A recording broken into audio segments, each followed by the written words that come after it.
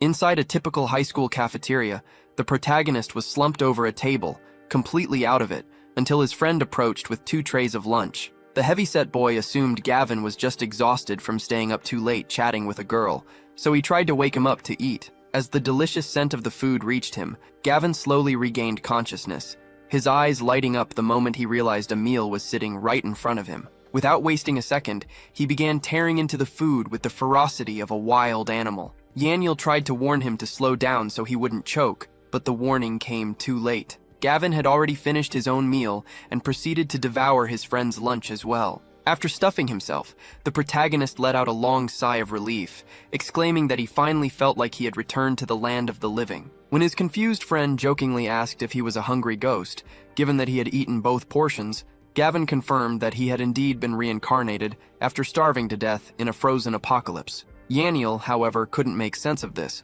and simply concluded that Gavin was acting crazy because of a recent breakup. Ignoring the skepticism, the protagonist placed a hand on his friend's shoulder and expressed how glad he was to see him alive, saying they now had a chance to start over. Creeped out by the strange comment, Yaniel reminded him that being alive was normal. Gavin then asked for the current date, and upon learning it was August 8, 2020, he revealed that the world would enter a severe ice age with temperatures dropping to -50 degrees in just 2 weeks. Thinking his friend was speaking nonsense, Yaniel dismissed the warning but still offered to help if Gavin was in some kind of trouble. Taking advantage of the offer, the protagonist immediately asked to borrow $1 billion. The request was so ridiculous that Yaniel spat out his drink, asking if he was serious. When Gavin insisted he was, his friend flatly refused, joking that he couldn't get that kind of cash even if he sold his own father, although he humorously added that he might consider it for $500 million before getting annoyed at Gavin's shamelessness. Suddenly, a couple appeared nearby,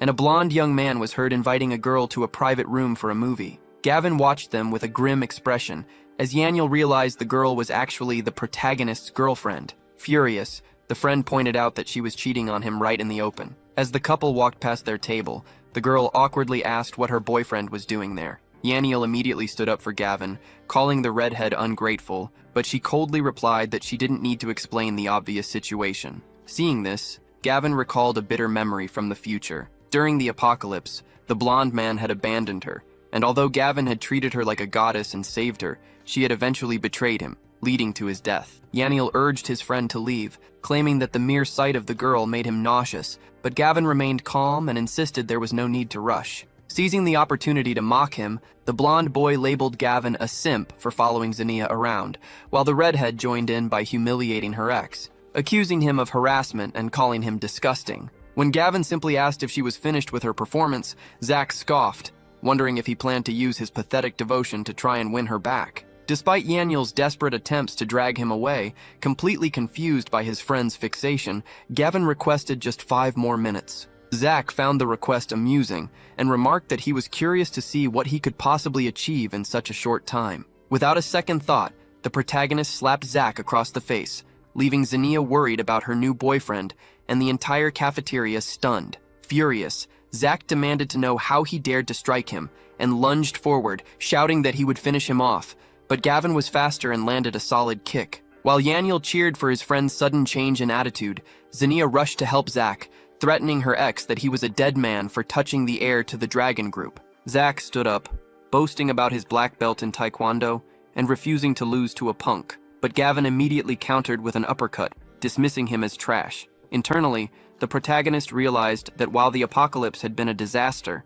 it had at least taught him how to fight. Yaniel asked in amazement when his buddy had become so tough, but Xenia was enraged, screaming that Gavin would regret this and audaciously demanding he kneel and apologize. Having lost his patience, Gavin slapped her as well, asking who she thought she was. Filled with rage, Zach rose again, vowing to crush the protagonist like an ant, but Gavin quickly silenced him with a knee to the stomach and pulled a spray can from inside the bully's jacket. Panic immediately set in as Zach demanded the object back. When the protagonist asked how many girls he had hurt with that spray, Zach tried to play innocent and snatch it, but Gavin was quicker and sprayed the substance directly into his face. As the blonde boy began screaming in pain, a confused Xenia watched him frantically warn her to stay away. The chemical quickly took effect, causing Zach to lose his mind and attack the girl, tearing at her dress right in front of everyone. Despite Xenia's desperate pleas that they were in public and her cries for help, he continued his assault. Watching the chaotic scene, Gavin announced that his 5 minutes were up. He explained to a shocked Yaniel that the spray was actually a potent aphrodisiac the rich kid used on his victims.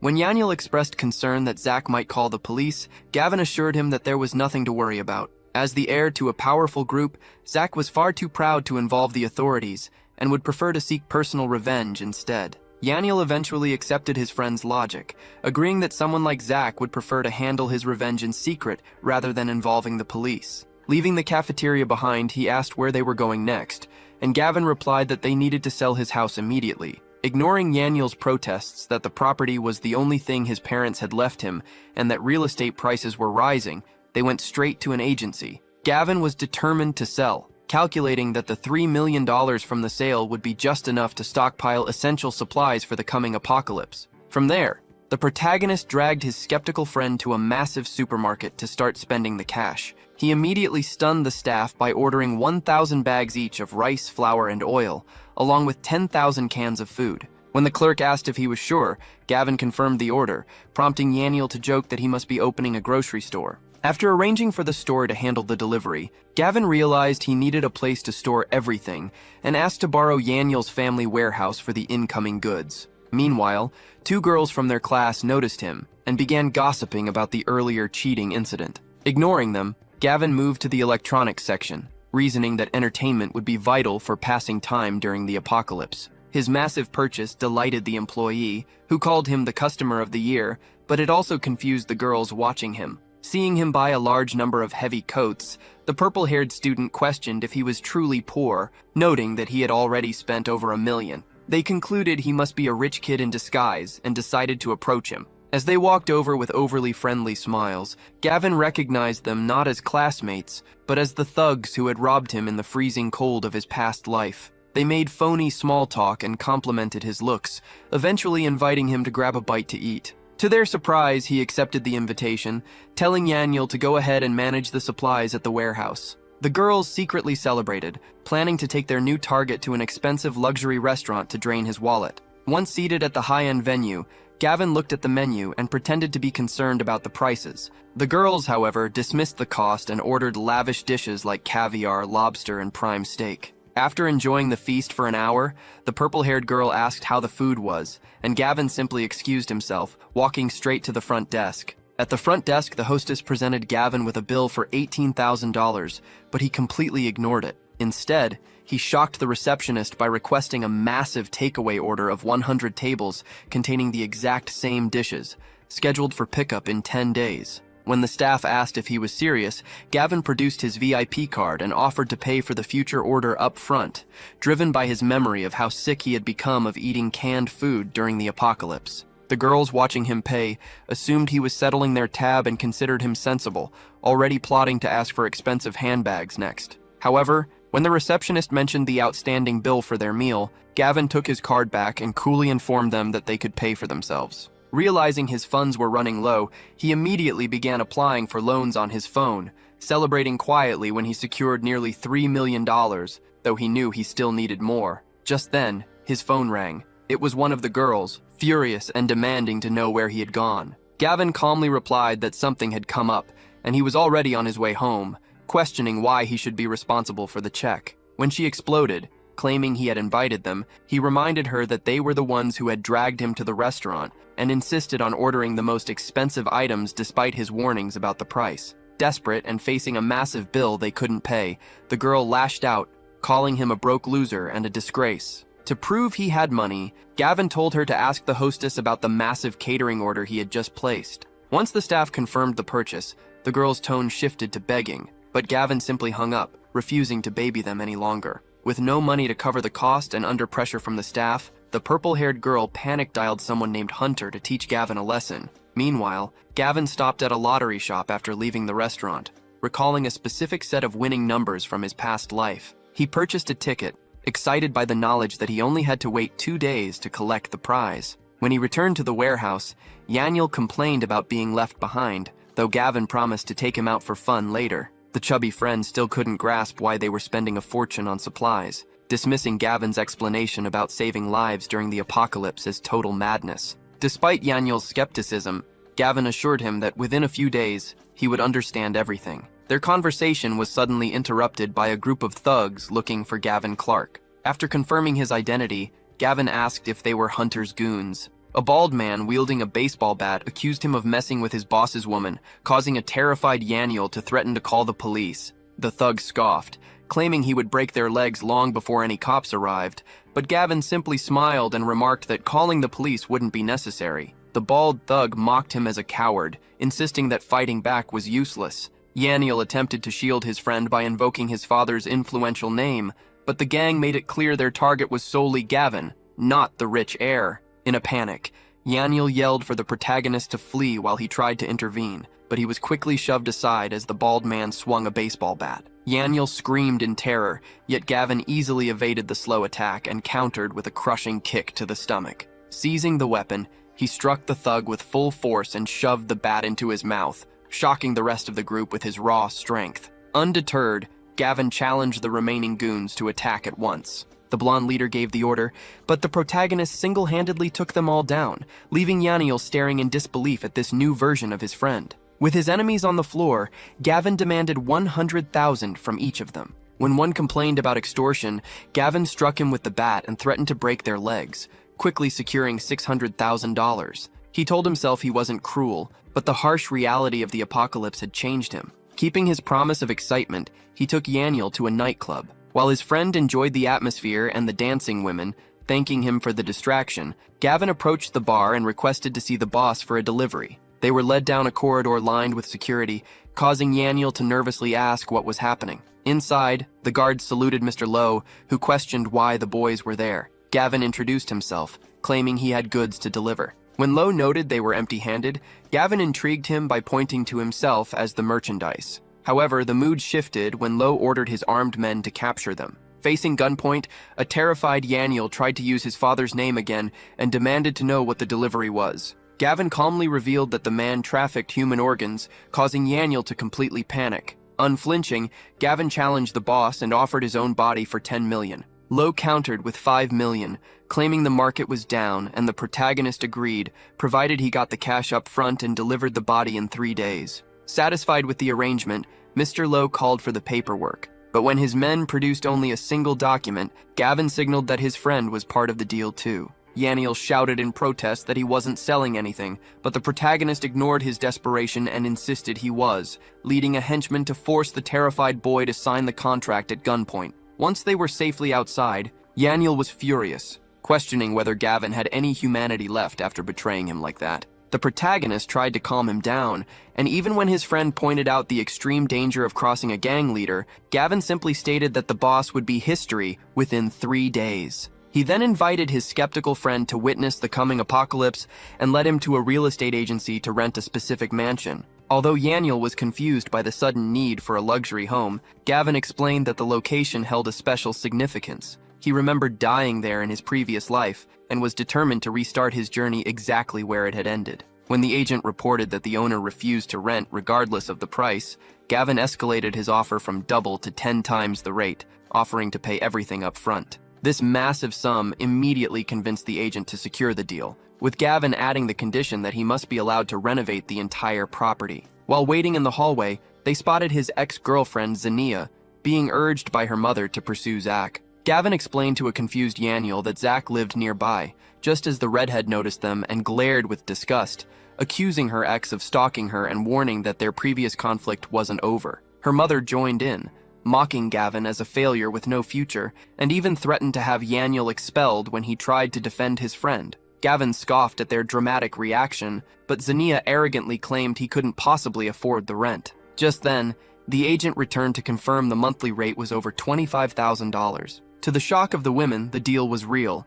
though Zania vainly assumed he was doing it just to be near her, a level of delusion that baffled both boys. The agent then clarified that, due to the 10 times offer, the initial payment was $250,000. As the mother and daughter stood frozen in disbelief, convinced it was a fake act, Gavin displayed the transfer receipt on his phone, took the keys, and secured permission to rebuild the house. The girl's mother began to question her own judgment, wondering if Gavin might actually come from a wealthy family after all. Meanwhile, the protagonist asked his friend if he had connections to the head of the city's biggest renovation firm. Although Yaniel couldn't understand why anyone would want to remodel a rented property, Gavin cut off his questions, simply telling him to arrange the meeting and promising that everything would make sense by that evening. Using his father's influence, the friend managed to schedule the appointment, for which Gavin thanked him by promising a truckload of instant noodles as a reward. When Yaniel complained about the strange gift, the protagonist assured him that his father would not only love it but praise him for it later. Upon arriving at the renovation company, the receptionist asked them to wait for the boss. By sheer coincidence, the ex-girlfriend and her mother were also in the waiting area, having their own renovation funded by Zach. Noticing the boys, the redhead immediately accused the protagonist of stalking her again, sneering that he should keep dreaming if he thought he could win her back. Annoyed by their constant presence, Gavin wondered why he kept running into these idiots, while Yaniel tried to explain that they were genuinely there for business, only to be scoffed at by the girl. Gavin ignored them and confirmed his appointment with the receptionist, leaving the mother and daughter convinced he was just showing off. When Mr. Zhao, the company boss, finally appeared and asked who his meeting was with, the receptionist pointed toward the protagonist's group, but the two women interrupted, ecstatic. The mother assumed Zach's influence had brought the boss out personally and took the chance to mock Gavin, pointing out that her daughter was getting VIP treatment while he had to wait. Confidently, Zania stepped forward to introduce herself, but Mr. Zhao looked confused and asked if she had an appointment. When she insisted she did, the man, failing to recognize her, asked if her name was Gavin Clark. Upon hearing her reply that she was Zania, he abruptly pushed her aside, telling her not to block the way if she wasn't the client he was looking for. Mr. Zhao immediately recognized the protagonist when he introduced himself, though he was surprised by his youth before inviting him to talk in private. Left behind and baffled, the girl's mother watched them leave, while the redhead rationalized that the special treatment was solely due to the rich friend's family connections. Inside the office, Mr. Zhao asked about the project details. When Gavin stated he wanted to renovate a mansion, the boss initially dismissed it as a small job suitable for a director rather than himself, explaining that he only handled major projects. However, Gavin insisted that Mr. Zhao handle it personally, claiming it was indeed a massive undertaking. When pressed for a budget, the young man calmly announced that he was prepared to spend at least 30 million. Floored by the figure, Mr. Zhao could barely believe his ears, and had to ask if the young man was sure he meant 30 million and not just 3. Gavin confirmed the figure, prompting a director to rush into the room, eager to assist with such a lucrative project. However, Mr. Zhao immediately dismissed his subordinate, insisting that he would handle this matter personally. Curious about the purpose of such a massive investment, the boss noted that the money was enough to buy a brand new mansion, but the protagonist simply handed him a roll of paper containing the blueprints. As he reviewed the drawings, Mr. Zhao was startled to see that the design resembled a military bunker. Gavin explained that the budget was flexible and could increase, but his only strict requirement was that the construction had to be finished within half a month. Although the boss remarked that the project looked like a fortress built for doomsday, he accepted the challenge after Gavin confirmed it was indeed for the apocalypse and offered 20 million up front. Witnessing the deal, the chubby friend was flabbergasted by the total expenditure of 35 million and called Gavin crazy. The protagonist dismissed the concern, stating that money would soon be worthless, and revealed that he had even taken out 10 million in loans to fund the plan. Yaniel could only hope that this story about the end of the world was actually true. Just then, the ex-girlfriend reappeared, mockingly asking how much he had spent just to grab their attention. Annoyed, Gavin retorted that his business didn't concern her, and he wasn't trying to impress anyone. The girl's mother then bragged that her daughter had spent 1 million, calling that real power, but Yaniel chimed in to reveal that his friend had just dropped 35 million. Both the redhead and her mother burst out laughing, convinced it was a ridiculous joke. The protagonist then challenged them, asking if they would call him daddy if he was telling the truth. Zania, believing he only had the 3 million from his house sale, dismissed him as a fool, while her mother eagerly accepted the bet, agreeing to use the title if he really had that kind of money. Suddenly, an employee ran after them to return a contract Gavin had left behind. Seizing the chance to expose him, the mother snatched the paper, but her expression froze in shock as she read the figures. When Zania scoffed, asking if the amount was so small it left her speechless, her mother pale-facedly stammered that the contract was indeed for 35 million. Desperate to save face, the woman accused Gavin of forging the document to show off, but the employee immediately defended its validity, stating it was signed by the boss himself. Gavin demanded they honor the bet, but when the older woman refused, he lost his patience and slapped her across the face. As Yaniel cheered for the bold move, Gavin decided it was time to leave. ignoring Zania's furious threats that he would pay dearly for the humiliation. Later that day, the two friends arrived at the mansion Gavin had rented. Yaniel was completely confused, questioning why they were there and what the plan was. Gavin replied that he was finally going to prove the apocalypse was real, though his friend just thought he had finally lost his mind. After waiting outside in the cold for 2 hours with nothing happening, Yaniel began to complain. Checking his phone, the protagonist announced that the moment had almost arrived. Suddenly, a shooting star streaked across the sky. Gavin declared that it was finally starting, although Yaniel, still skeptical, asked if it wasn't just a regular falling star. Gavin clarified that although the actual apocalypse was still 2 weeks away, signs like the bitter cold and falling stars were already visible. When Yaniel panicked, realizing a shooting star was hurtling directly toward them, he screamed for them to run, but Gavin stood his ground. He recalled from his past life that this specific star, which had originally been found by a thief, granted special abilities, so he opened his arms to receive it. Ignoring his friend's desperate cries that he was crazy, the protagonist let the light hit him square in the chest. Yaniel was convinced his buddy had been crushed, but Gavin stepped out of the impact zone surrounded by a powerful aura, declaring that his physical strength had increased 5-fold. When he asked if Yaniel believed him now, the stunned boy stammered, unsure how his friend was even alive. Gavin replied that he was not only alive but significantly stronger, yet Yaniel remained skeptical, claiming he didn't look any different. To demonstrate his new power, the protagonist grabbed his friend by the shoulder and effortlessly lifted the 200-pound boy with just one hand. As Yaniel freaked out, unable to comprehend the feat, Gavin carried him to the edge of the roof. Giving him a scary look, the young man told him to brace himself and jumped off the 30-foot building with his friend in tow. They landed perfectly without a scratch, and after opening his eyes in amazement, Yaniel finally admitted that the jump had convinced him. Meanwhile, in the neighboring mansion, Zania's mother asked what her daughter was watching. Zania mentioned seeing the star fall and bitterly remarked that it should have hit her ex-boyfriend instead. Just as her mother assured her that Zack would get revenge, the doorbell rang. Zack arrived, greeting Zania enthusiastically, but when he noticed her mother lingering, he rudely ordered the older woman to leave them alone. Zania then revealed that Gavin had moved into the neighborhood, and her mother added fuel to the fire by claiming he was stalking her daughter. Furious that Gavin dared to show his face, Zack pulled out his phone and called a boxer named Biao to deal with him. Zack offered the fighter $200,000 to take someone out, and Biao immediately accepted, promising to finish the job within 2 hours. Stepping into the ring, he announced that he had work to do and needed to wrap things up quickly. Although his opponent, the current champion, grew angry at this arrogance and dismissed him as a cocky rookie asking for a beating, Biao moved faster. With a single clean punch to the jaw, he knocked the champion out, causing the crowd to go wild and hail him as the new king of boxing. Back at the mansion, Gavin described the early stages of the coming Ice Age,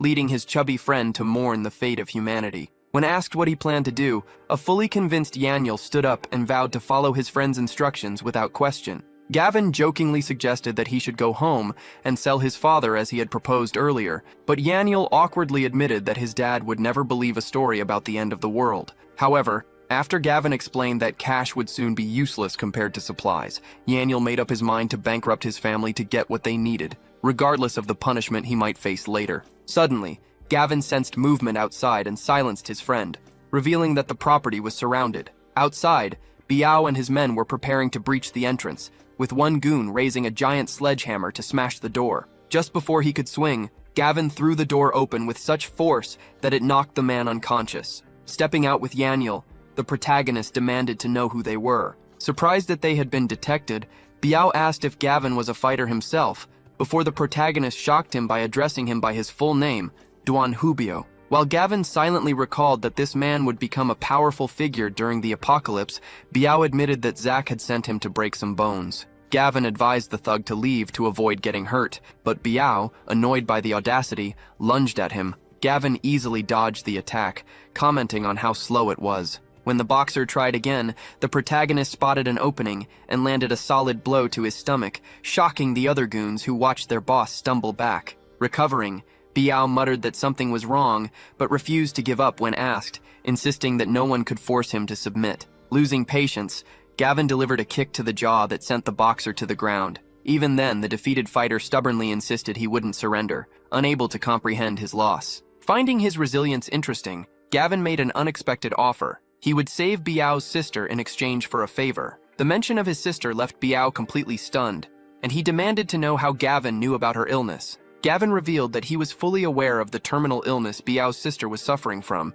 noting that he knew the fighter only competed to pay for her medical treatments. Filled with sudden hope, Biao asked if it was truly possible to save her, to which Gavin replied that he was the only person capable of doing so, though the choice to believe him lay entirely with the boxer. Convinced by his defeat in combat, Biao surrendered immediately, stating that he trusted Gavin and asking what mission he needed to carry out. The instructions were simple. He was to go after Zack, beat him up, and extract as much money as possible. Without a word of complaint, Biao gathered his men to leave, and when one of the goons questioned if they could really trust this stranger, the boxer simply replied that Gavin was now his only hope. Meanwhile, at the other mansion, Zack assumed Gavin was already in the hospital and decided it was time to enjoy himself. He and Zinnia were sharing a private moment in the bedroom when a loud noise ruined the mood, prompting the girl's mother to go downstairs and check the door in annoyance. Upon opening it, she found herself face to face with Biao and his gang, and when she demanded to know who they were, the impatient boxer shoved her aside to force his way in. The woman furiously yelled about their lack of manners, but Biao silenced her with a slap across the face. Hearing the commotion, the couple came downstairs, where Zack asked if the job had been completed and offered a card with the $200,000 payment. Instead of accepting the money, Biao delivered a hard punch to the rich kid's stomach, shocking Zack, who couldn't understand why his hired muscle was attacking him. Biao simply pointed at Zack and ordered his men to attack without mercy, and they began kicking the playboy while he lay on the floor. Desperate, Zack tried to threaten the fighter with his family's influence, causing Biao to signal his men to stop. Thinking his threat had worked, Zack arrogantly gloated that the boxer had made a mistake, but Biao quickly crushed his confidence by revealing that his new boss had ordered them to hang him up and continue the beating. As he was dragged away screaming that they were insane, Zack began to wonder if Gavin was the one behind this. While hanging in the air, the playboy finally admitted his transfer limit was $10 million, which Biao demanded he send immediately. Back at their rented home, Yaniel showed the protagonist a message about a class training session. Gavin initially declined the invitation, but he quickly changed his mind after learning the event was located near North New City. Just as he confirmed his attendance, his phone rang with a call from Biao confirming that he had secured the $10 million from Zack. Later, the scene shifted to a lottery shop where Gavin went to check his ticket, hoping to use the winnings for more supplies. However, he was shocked to discover he hadn't won. He briefly considered the possibility of the butterfly effect, but dismissed it as impossible, reasoning that nothing else in the world appeared to have changed. Realizing he needed to find an alternative way to secure cash for his supplies, Gavin joined the other students the next day for their college practical training. He was quickly confronted by the two girls from the restaurant, who demanded to know how he had the audacity to show his face. When Gavin simply asked why he shouldn't, the one with glasses angrily explained that they had been forced to work for a month just to pay off the massive bill he left behind. Unfazed, the protagonist asked what their problems had to do with him, prompting the girls to switch tactics. Trying to seduce him, they claimed they would do anything if he covered their debt, with the purple-haired girl specifically offering a night together in exchange for $20,000. However, Gavin flipped the script and asked to borrow $40,000 from them instead, leaving the pair absolutely furious. Just then, Yanil arrived, and the protagonist immediately noticed his swollen eyes. When asked what happened, his friend admitted the swelling was from crying in a desperate attempt to convince his father that the apocalypse was real. Excited by the dramatic strategy, Gavin asked if it had worked, but Yenil sadly reported that his father had ignored him for hours before eventually giving him a beating. Gavin offered some comfort, telling him not to lose hope since accepting the end of the world had taken time even for him. Their conversation was cut short when a professor ordered everyone to board the bus for the training site. Once they were seated, Yenil complained about being thirsty, but Gavin didn't have any water to give him. A girl sitting next to the protagonist noticed the situation and kindly offered her own bottle, which Gavin accepted with thanks and passed to his friend. The girl, QQE, then expressed her sympathy regarding Gavin's recent breakup, hoping he would recover soon. He assured her that he wasn't sad at all. In fact, he was relieved to have finally seen his ex's true nature. Although she offered to lend him money after hearing rumors that Zinnia was a scammer, Gavin declined, knowing that her family was not wealthy. Yanil started to tease him about the obvious chemistry between them, but Gavin quickly told him to shut up. When the bus finally arrived, the counselor gathered the group to announce their internship placements, explaining that the assignments were divided across 3 floors, with the first being the worst. As the list for the prestigious third floor was read, the two gold diggers celebrated their success, knowing Hunter had pulled strings for them. While discussing how to repay him, they set their sights on QQE, the girl who had helped Gavin. The purple-haired student suggested she was the perfect target because she was a virgin from the countryside with no connections to protect her. The roll call continued with the second floor assignments, and Yanil grew increasingly frustrated as their names were skipped. Finally, the professor announced that the last 3 students would be sent to the first floor. QQE was disappointed, lamenting that they wouldn't learn anything useful there. While the other students mocked Yanil for ending up in the same boat as the broke guys, Gavin demanded to know the criteria behind the decision, but the counselor dismissed him, insisting that the school's choice was fair and he had no right to complain. When the protagonist bluntly accused him of lying, the professor became angry and threatened expulsion, attempting to justify himself by claiming it was equitable to place a rich student and a poor student in the same group. However, the chubby friend was furious and publicly exposed the man, revealing that the professor had tried to extort his father. As the counselor indignantly called him insolent, Yaniel produced his phone, declaring he had a recording of the blackmail to prove it. Suddenly, another male student intervened, accusing them of crossing the line and disrespecting the professor. The two gold diggers quickly joined the argument to defend the corrupt teacher,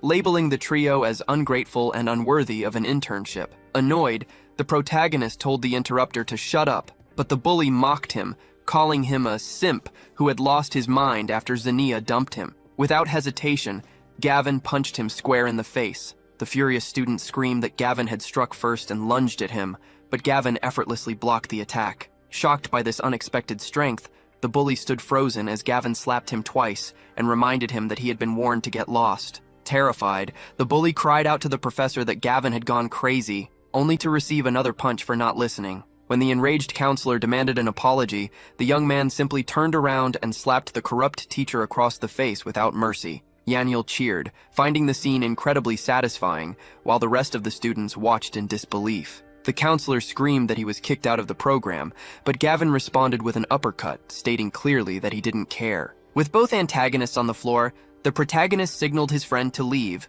but Yaniel hesitated. Worried about what would happen to QQE, Gavin turned and invited the girl to come with them, causing her to blush. Although the gold diggers tried to interfere, claiming they would look after her and warning that Gavin would ruin her future, QQE ultimately decided to stay, saying goodbye and telling the protagonist to be safe while the professor continued to rant about expulsion. Once they were away, Gavin told his friend it was time to handle some real business. They soon arrived at a massive logistics park, which Yaniel identified as the largest in the province. Realizing the implication, the friend asked if the plan was to take supplies from there, but he immediately dismissed the idea as impossible, doubting they could even get inside. Spotting a hiring notice, the protagonist signaled for his friend to come over and check it out. However, when he inquired about the position, the recruiter condescendingly informed him that they were strictly looking for female employees at the moment. While the chubby friend began to panic, asking what their next move should be, Gavin came up with a solution and instructed him to go find QQ to help them out.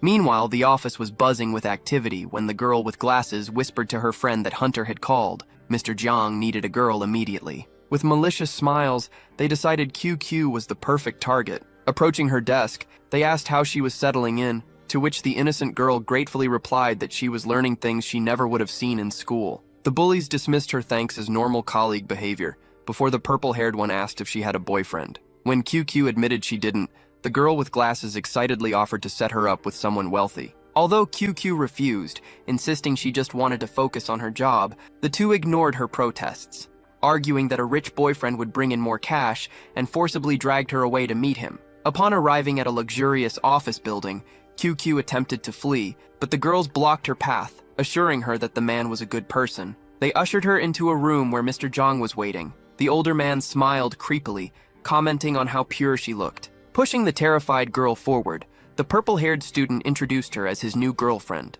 Satisfied with the delivery, Zhang handed the pair $30,000. As the gold diggers said their goodbyes and told him to enjoy himself, QQ begged them not to leave her, but they simply ignored her pleas and slammed the door, trapping her inside. The repulsive man approached her, offering more money if she served him well. Terrified, the girl backed away and threatened to call the police if he didn't let her leave, but Zhang scoffed that the security guards were his friends and wouldn't help. Cornered, QQ pleaded for her freedom, explaining she just wanted to work in peace. In response, the old man slapped her hand, knocking her phone to the floor, and ominously stated that escape was impossible since no woman had ever left that room unharmed. Just then, her phone began to ring. Back at the logistics park, the protagonist felt the vibration and noticed QQ was calling. He answered, asking what was wrong, but on the other end, the old man stomped on the device, smashing it to pieces before Gavin could hear an answer. Jiang told the girl to accept her fate, promising to make her successful, but QQ refused to give in. Grabbing a potted plant in desperation, she declared that she would rather perish than surrender to him. On the other side of town, the sudden disconnection of the call left the protagonist with a sinking feeling. Realizing that QQ was likely in danger, Gavin immediately rushed back to the location. Meanwhile, inside the office, the young woman attempted to defend herself by throwing a potted plant at the predatory old man. Enraged by her resistance, Mr. Jiang shouted that she needed to learn her lesson and slapped her so hard that she fell to the ground. Upon arriving at the building, the two friends were blocked by a security guard who demanded to know their business. Yaniel tried to use his family's influence to get past, but the guard didn't recognize him and refused to budge. Losing patience, the protagonist shoved the man aside, ordering him to move, and headed straight for the elevators, claiming QQ was on the 3rd floor. When the guard insisted that Mr. Jiang could not be disturbed, Gavin sarcastically retorted that he was Jiang's father and didn't need permission. Confused by the obvious age difference,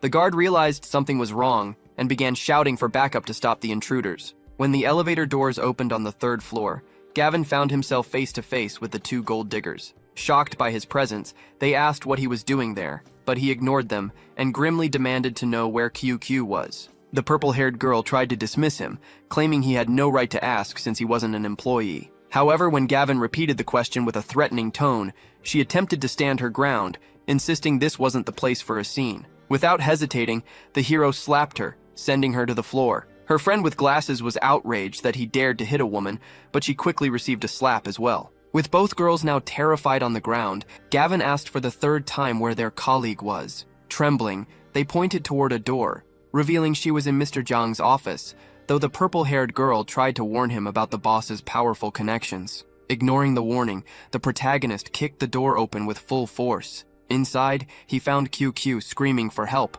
while the old man shouted for the intruder to get out. Gavin demanded that he let the girl go immediately, but an annoyed Jiang simply asked if the young man knew who he was dealing with. Unintimidated, Gavin grabbed the creep's finger and twisted it, causing Jiang to scream in pain and desperately call for security. Annoyed by the noise, Gavin silenced him with a kick straight to the face before turning to QQ to ask if she was okay. Relieved, the young woman told him that he had arrived just in time. At that moment, the security team finally arrived, demanding to know who was causing trouble. Mr. Jiang scrambled to his feet and ordered his men to eliminate the intruders, a command that delighted the two gold diggers who felt the protagonist deserved a beating. However, their celebration was cut short when one of the guards was thrown through the air, crashing directly into the girls. Within seconds, Gavin had incapacitated the entire security squad, leaving the women in shock. Cowering on the floor, the terrified boss asked what more the young man wanted. Gavin simply replied that he would ensure the old man never thought about women again,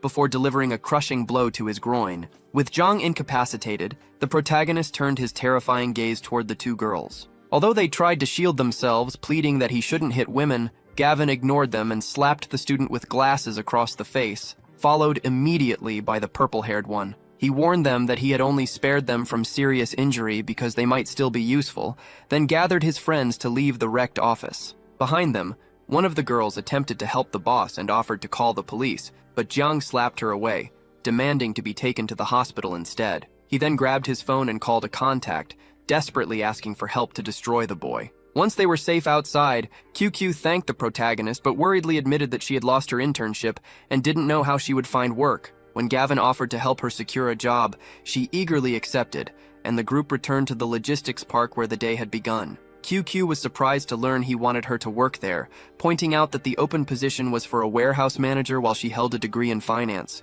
However, Gavin encouraged her, insisting that all work was valuable and she could shine anywhere. With the recruiter growing impatient about closing time, Gavin urged her to apply, and she agreed to take the position. After saying goodbye and promising to visit her in a few days, Gavin and Yaniel left the park. Yaniel remarked that only a fool would accept a security-type job when they came from a finance background, but the protagonist explained that it was precisely because of that foolishness that she had secured a crucial opportunity. As they headed home, however, they were suddenly ambushed. A gun was pressed against the protagonist's head with a command not to move. It was Mr. Lowe's men, forcing both friends to raise their hands in surrender. The thug announced that the 3-day deadline had expired, meaning their bodies were now the property of his boss. Although Yaniel was confident he could easily take the men down and questioned why they were going along with this, Gavin insisted they surrender, claiming the real show was just about to start. When they arrived at a deserted factory in the suburbs, the goons ordered them out of the van. Yaniel nervously pointed out their isolated location, irritating one of the captors who shouted at them to hurry inside. However, the protagonist moved with sudden speed, disarming the man and seizing his weapon. Without a second thought, he fired a single shot through the center of the thug's head, killing him instantly. The remaining guards immediately went on high alert, but Gavin was faster, taking them all down with terrifying precision. Stunned, Yaniel stared in amazement and praised his friend as a sharpshooter. Gavin handed him a magazine of ammunition for self-defense, silently recalling that since he had lacked special powers during the apocalypse, he had been forced to master marksmanship to survive. When Yaniel awkwardly held the gun and admitted he didn't know how to use it, the protagonist asked if he played shooting games. Upon hearing that his friend was a pro gamer, Gavin suggested he simply pretend he was playing one of those games to boost his confidence. The scene shifted to the warehouse interior, where workers were unloading a truck stamped with the Ziwei Biotech logo. Yaniel immediately recognized the brand and questioned why one of the world's top 3 bio corporations was operating in such a place. Gavin explained that while the company was hailed as humanity's savior in his past life, he now suspected they were far more complex and dangerous than they appeared. Suddenly, 2 uniformed guards spotted the intruders and shouted a challenge, but the protagonist reacted first, gunning them both down. He checked one of the bodies and found an ID card, confirming that they were indeed Ziwei employees. Further inside, a blonde woman was concluding a deal with Mr. Lowe, expressing the corporation's satisfaction with the fresh parts he had provided. Lowe replied that the honor was his, mentioning that 2 more live subjects were arriving to complete the batch just as he noticed the boys approaching. He introduced them to the woman as the final pieces of the set, ironically asking if she was pleased that they were still alive and kicking. The woman, however, looked intrigued and asked why the merchandise was carrying guns. Mr. Lowe was shocked to realize they were armed, but before he could speak, Gavin shot him without hesitation. The bullet struck Mr. Lowe square in the knee, causing him to collapse and scream in pain as he frantically ordered his men to capture the intruder. Gavin immediately opened fire, systematically taking down the thugs. Watching the display of marksmanship, the woman couldn't help but be impressed, while the wounded boss screamed for his men to capture them. Instructing Yaniel to stay hidden, the protagonist continued to engage the remaining enemies. Enraged that anyone dared to challenge him on his own turf, Mr. Lowe rescinded his earlier order to harvest their organs and commanded his men to simply crush them. However, Gavin's speed and precision were overwhelming. Despite the guards and the Ziwei executive shouting and returning fire, the last of the henchmen soon collapsed right at the woman's feet. With the room cleared, Gavin and his friend approached the 2 survivors. When the woman demanded to know what they wanted, Gavin aimed his weapon at them, retorting that he was the one asking the questions. Mr. Lowe, annoyed by the boys' audacity, questioned if a punk like him was even qualified to know their business. In response, the hero fired another shot, striking the trafficking boss in the shoulder. Staring coldly at the man now kneeling and clutching his wound, Gavin told him to repeat himself. Trying to maintain his composure, Mr. Lowe warned that he wasn't easily scared and that the boy had no idea who he was messing with. Instead of finishing it himself, the protagonist turned to Yaniel and ordered him to kill the boss. The chubby friend was completely shocked by the request, but Gavin maintained a cold, serious expression and insisted he follow orders. Seizing the moment of hesitation, Mr. Lowe grabbed a fallen gun from the floor and cursed at them, but Yaniel reacted faster. Squeezing the trigger with his eyes closed, he fired a single shot that pierced the trafficking boss's forehead, leaving Mr. Lowe with a look of stunned disbelief in his final moments. Seeing the body on the floor, Yaniel began to panic, realizing he had just taken a human life. Dismissing the dead boss as trash whose knowledge paled in comparison to hers, Gavin turned his attention to the Ziwei executive. Surprised that he knew of her importance, she asked who he was and how he knew her name. The protagonist replied that his identity didn't matter, though he taunted her by suggesting she could call him Daddy if she insisted. Furious at the insolence, she yelled at him, but Gavin remained unfazed and simply shot her in the leg. As she collapsed, screaming in pain, She tried to threaten him with the consequences of attacking a Ziwei executive, but he ignored her words and shot her in the other leg without hesitation. Approaching her, he made it clear he had no interest in empty threats. Desperate and terrified, the woman begged him to stop, revealing that the organs provided by Lo were being used for research into human evolution and bioweapons. She then offered to take him to the facility if he agreed to spare her life. Upon realizing the connection, Gavin experienced a flashback of the Manus war god, understanding that the creature was the result of these experiments, which had begun long before the apocalypse. The woman was stunned by his specific knowledge of such a classified project, asking how he could possibly know their secrets. Meanwhile, Yaniel pried open a nearby crate and screamed in horror to find it filled with human organs. Seeing the situation escalate, the executive attempted to recruit the protagonist, promising him unimaginable wealth and power if he joined Ziwei Biotech, but Gavin immediately rejected the offer, stating he had no interest. Desperate to survive, the woman begged him not to kill her, insisting she could still be useful. When he questioned her utility, she attempted to seduce him with a suggestive remark about her oral skills. The tactic failed completely, as Gavin put a bullet in her head, scoffing that her mouth clearly couldn't stop a bullet. He then searched her body and retrieved a VIP access card for the Ziwei Biotech headquarters. Elsewhere, Mr. Jiang was furious about the incident at the biotech firm, demanding to know who was bold enough to cause such trouble. As an investor, he insisted he had a right to know the truth, and that they couldn't hide it from him. Hunter arrived to meet him wearing a vengeful expression, and the old man ordered him to deal with a youth named Gavin. Hunter confirmed he already had a personal score to settle with the protagonist and promised to deliver one of his hands within a few days. Back at the mansion, the contractor informed Gavin that the main structure had been reinforced to a level that not even a tank could breach. He added that the internal renovations, including the ventilation and underground water systems, would be completed within a week, for which the protagonist expressed his gratitude. Just then, a woman approached and introduced herself as Aunt Liu from the residence committee. After welcoming the new neighbor, she invited him to join the neighborhood group chat to facilitate communication. Once he accepted, she noticed several cardboard boxes left over from the construction and asked to take them, assuming he had no use for them. Gavin agreed that he didn't need the boxes, but explained that it wasn't convenient for her to enter the property at that moment. Aunt Liu insisted, claiming she would go get a cart, which forced Gavin to be firmer and ask her not to delay the construction work. She called him stingy, and although he diplomatically offered to bring the boxes to her house the following week, she refused. She demanded to take them immediately, fearing that someone else would sell them before she had the chance. Losing all patience, the protagonist snapped and shouted at the woman to leave immediately. Taken aback by his outburst, she confronted him, demanding to know why a punk like him was using such foul language against people. Gavin didn't back down. Instead, he bluntly threatened to give her a severe beating if she didn't get out of his sight. Grumbling as she walked away, the woman complained about how disrespectful young people were these days, and ominously warned that he would eventually get exactly what he deserved. Meanwhile, Zach was busy arranging a hit, offering $500,000 to a gang leader known as One-Eyed Dragon. Although the mercenary initially tried to decline the payment, claiming it was his duty as a member of the vast dragon group to serve the young master, Zach insisted on paying because this was a personal vendetta. He emphasized that his only requirement was for Gavin Clark to vanish from the world without leaving a single trace of evidence. One-Eyed Dragon flashed a wicked smile, introducing himself as a professional hitman and guaranteeing the job would be done that very night. Watching the assassins depart, Zach muttered to himself that Gavin had no clue about the immense power he was up against, convinced he could eliminate him with a mere snap of his fingers.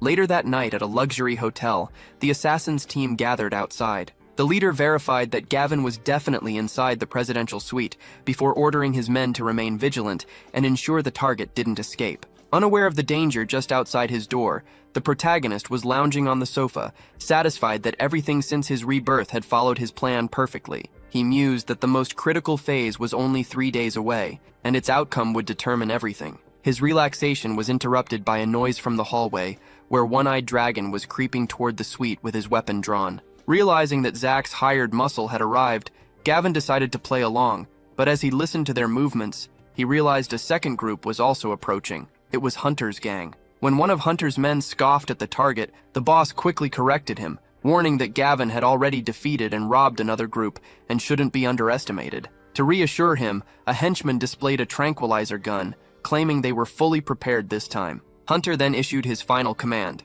They were to beat Gavin severely and slice off one of his ears to present to Mr. Jiang as proof. Inside the suite, the protagonist smiled, realizing the night was about to get interesting. He decided to enjoy the chaos and switched off the lights. Interpreting the sudden darkness as a sign that their target was asleep, One-Eyed Dragon ordered his team to storm the room immediately. Simultaneously, Hunter's gang made the exact same assumption and moved in from the opposite side, leaving both groups completely unaware that they were converging on the same spot in the dark. It wasn't long before One-Eyed Dragon spotted a silhouette. He signaled his men to halt and aimed his weapon at the figure, who was actually Hunter, ordering him to freeze. Confused and believing he was addressing the target, Hunter retorted that he was the one who shouldn't move an inch. Annoyed by this perceived arrogance, One-Eyed Dragon demanded to know how a mere punk dared to speak to him that way. Hunter, equally furious, shouted back, asking if the other man had read the script wrong since he was supposed to be the one making threats. Dismissing him as just a talker, One-Eyed Dragon vowed that he wouldn't leave the room alive. Hunter, convinced that the boy was pretending to be a hitman, finally lost his temper and commanded his men to eliminate him. At the same moment, One-Eyed Dragon ran out of patience and issued the same order to his own crew. Chaos erupted as the two factions opened fire in the pitch black, each side convinced they were engaging the target and his reinforcements. Subordinates from both teams screamed in panic, warning their bosses that the enemy had significant backup. Safely hidden away, the protagonist watched the mayhem with a grin, content to let the fools destroy each other. Once the intense gunfire subsided, One-Eyed Dragon leaned against a wall and accidentally flipped the light switch. As the room illuminated, he began to celebrate his victory, only to be interrupted by a wounded Hunter lying on the floor. Shocked, Hunter asked what the hitman was doing there, while a confused One-Eyed Dragon recognized Hunter Walsh and demanded to know where Gavin was. When Hunter yelled that he was there for the exact same reason, the two leaders realized they had been played. Furious, One-Eyed Dragon screamed in anger, deducing that Gavin must have escaped long ago. 3 days later, Yaniel approached the protagonist with an update. He revealed that Counselor Q Changdong had pulled strings to get Gavin expelled from school. However, Gavin simply laughed off the bad news, remarking that a diploma would be worthless once the apocalypse began. Despite this, Yaniel remained frustrated, admitting that he couldn't stand the counselor's smug attitude as he bragged about the expulsion in the class group chat. Confident that he could handle the situation, the protagonist turned his attention to the class group chat. There, Counselor Q Changdong had just publicly announced Gavin Clark's expulsion, citing disruption and assault as the reasons. While the bully Wong celebrated the news, the counselor took it a step further by openly mocking Gavin in front of everyone. Gavin responded with a serious expression, posting a picture of a middle finger and bluntly calling the counselor an idiot. Furious at this audacity, Q Changdong retorted by labeling him an unemployed bum and warning him to watch his back. However, Gavin immediately escalated the conflict by sending a mass message formally reporting the counselor for a long-term affair with Director Lee's wife, even listing their meeting spots and surveillance footage as evidence. Yaniel was stunned by the revelation, asking how his friend could possibly know such damaging secrets. Smiling, Gavin explained that in his previous life, he and the counselor had been trapped in the school together during the apocalypse. Once societal norms collapsed, Q Changdong had confessed everything. Panic instantly set in for the counselor, who frantically ordered the administrator to disband the group and threatened severe consequences for anyone who leaked the chat logs. Enjoying the chaos, Yaniel laughed and decided to upload the screenshots to the school forum immediately. Shortly after, Gavin announced it was time to leave for some important business. As they walked, he asked if Yaniel's father still refused to believe their warning. Yaniel confirmed that his dad was on the verge of committing him to a mental hospital. Gavin reassured his friend that once their current task was finished, he would personally visit Yaniel's father and make him believe everything. Later, they stood in front of a house that Yaniel noted looked quite wealthy by the neighborhood standards, wondering what big event could possibly happen there. Their arrival coincided with the angry shouts of a man inside complaining that he had run out of alcohol again. The interior revealed a grim scene. A drunkard sat amidst a sea of empty bottles, while a young girl was trapped in a cage in the corner. When the man glared furiously at her, she refused to look away, staring right back at him. Enraged by her defiance, he hurled an empty bottle at the cage and threatened to rip her eyes out if she continued. He berated her as a brat who caused nothing but trouble, complaining that he had already squandered her mother's entire dowry. With a wicked smile, he declared that he intended to sell the family home, but not before selling her first, reasoning that she was worth at least enough to buy him a few more drinks. With that, the man yanked the cage open, grabbing the girl by her hair and screaming for her to get out. He admitted that he had beaten her mother to death for refusing to buy him alcohol and threatened to inflict the same fate on her if she dared to disobey. In response, the girl bit his hand, causing him to roar in fury. He raised his arm to strike her, yelling that she would join her mother today. But before the blow could land, the front door was kicked open. Gavin and Yaniel stood in the doorway, their expressions serious and ready for a fight. Still holding the girl, the man stood up and demanded to know who they were, to which Gavin simply retorted, "What do you think?" A flashback revealed the man's identity as Feng Ku, a despicable thug who, in the original timeline, had gained a hyperspace ability. Although he initially became a national hero by transporting government supplies at the start of the apocalypse, he ultimately betrayed everyone, fleeing with a massive shipment. This act of theft led to the starvation and freezing deaths of 1 million people. However, karma eventually caught up with him. He perished in the claws of an ice demon, causing all the stolen supplies to vanish forever. Back in the present, Gavin was surprised by the girl's presence, realizing he had never heard of her in his past life. Mistaking the intruders for human traffickers,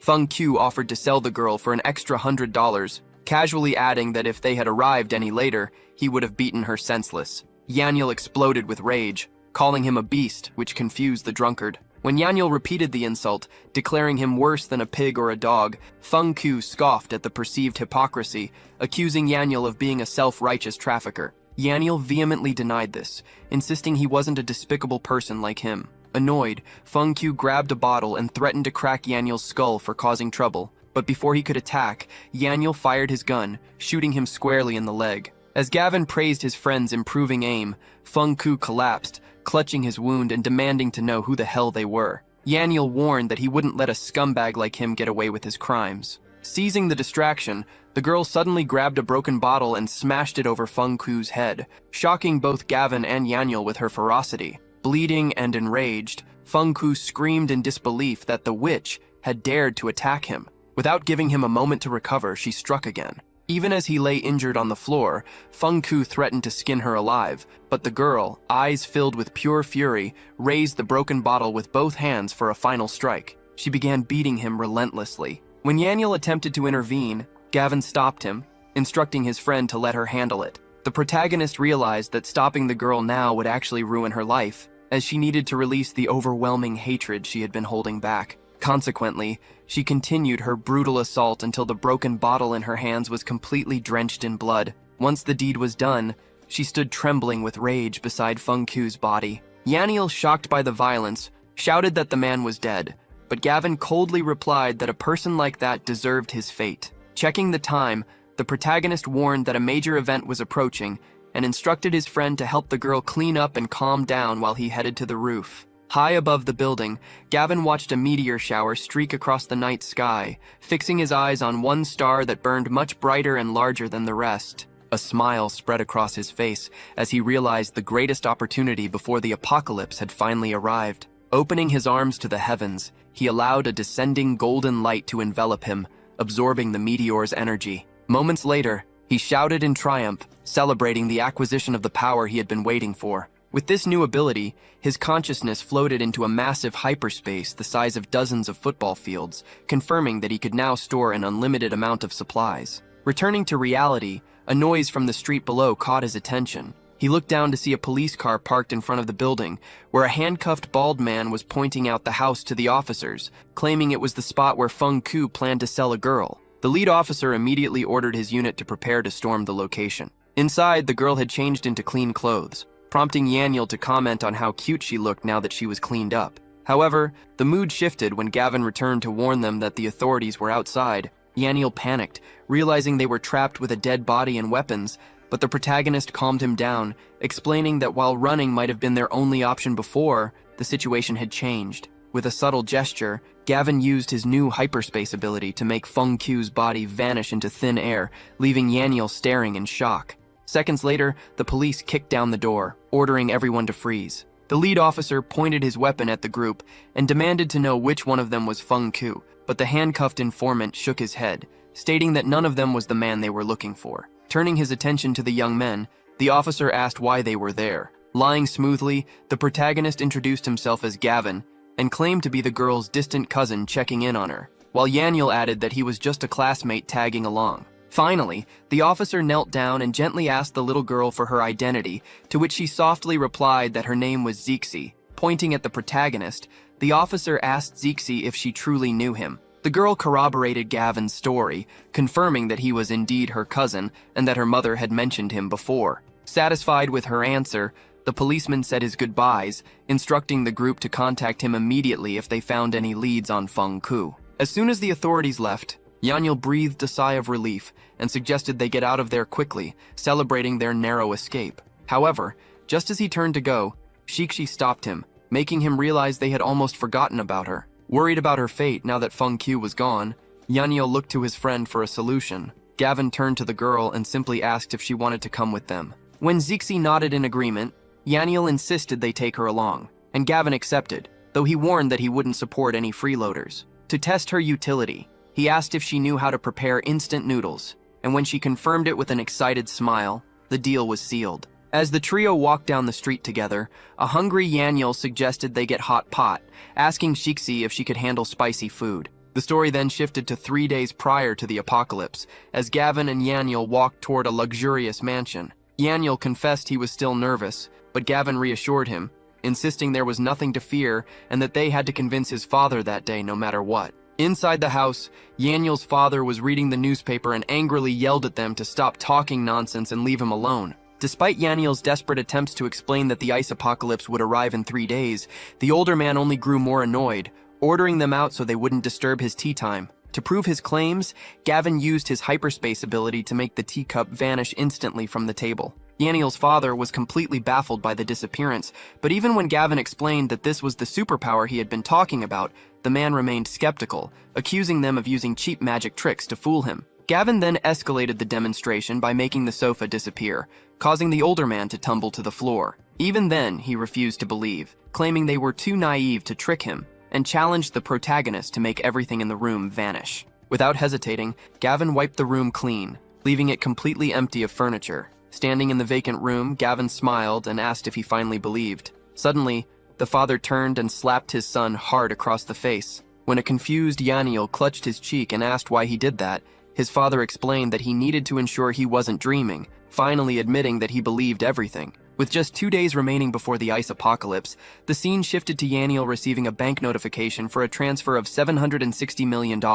Bursting with excitement, he announced that his father had finally kept his promise and sent the funds. Gavin immediately split up their responsibilities, instructing his friend to focus on purchasing cold weather gear and other essentials, while he took charge of inspecting the mansion and attempting to secure weapons. Upon arriving at the newly renovated property, Gavin found it transformed into what looked like a true, impenetrable fortress. Mr. Zhou, the contractor, soon appeared to report that all construction was finished exactly according to the protagonist's specifications and asked if the work met his standards. Smiling, Gavin expressed his complete satisfaction and praised the boss for his thoroughness. Mr. Zhou admitted that this had been the most challenging project his company had ever undertaken, explaining that he had personally supervised the entire process to ensure that, with enough supplies, one could safely live there for a lifetime. Gavin shook his hand and promised to transfer the final payment immediately, but as Mr. Zhou turned to leave, the protagonist stopped him to offer a final warning. He advised the contractor to stay indoors for the next 2 days and stock up on as much food as possible. When the confused boss asked if a typhoon was coming, Gavin confirmed that a rare, once-in-a-century superstorm was approaching. Deciding to heed the advice, the exhausted man agreed that it would be a good opportunity to get some rest. Shortly after, a fleet of huge trucks pulled up to the mansion, delivering a massive haul of goods. Yaniel hopped out of one of the vehicles, proudly announcing that he had returned with the best and most expensive items available. Gavin directed him to move everything inside so he could store it all in his hyperspace. Nearby, an elderly woman and her grandson watched the commotion, with the grandmother wondering aloud if they were opening a supermarket in their home. Spotting a picture of sweets on one of the boxes, the little boy asked for a treat, and the woman lifted him up so he could snatch a lollipop from the top of the supply stack. Amidst the activity, Yaniel approached Gavin with a troubled expression, claiming he had run into a serious problem. When Gavin asked what was wrong, the chubby friend desperately complained that it was actually impossible to spend all the cash,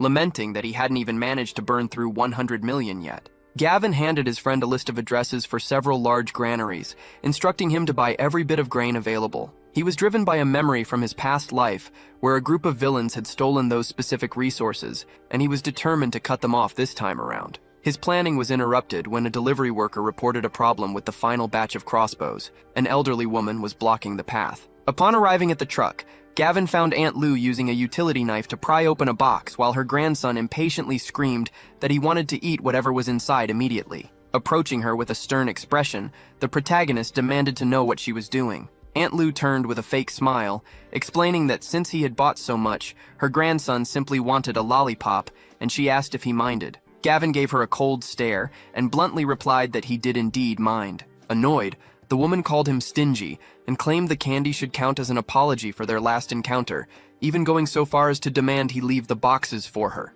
Losing patience, Gavin told her to get lost, which caused her to explode with anger. She cited her position as vice director of the neighborhood committee, claiming she had the right to take things from anyone and accusing him of ruining the community's harmony. Ignoring the tension, the grandson climbed onto a crate to celebrate retrieving the candy. Gavin shouted for the woman to get the boy down, but the spoiled child refused, calling him a villain and threatening to destroy him. Just as Gavin rolled up his sleeves to intervene, the grandmother warned him to stay back. However, the boy's jumping caused the lid to collapse, sending him tumbling into a box filled with crossbow bolts, several of which pierced his backside. As the boy screamed in pain, his grandmother rushed to pull him out while he continued to cry about his injury. Gavin watched with a satisfied smile, remarking that it served them right. Furious, Aunt Lou accused him of causing the injury and threatened to return for compensation before dragging her grandson away. Meanwhile, watching from a distant balcony, Xenia and her friend witnessed the chaos,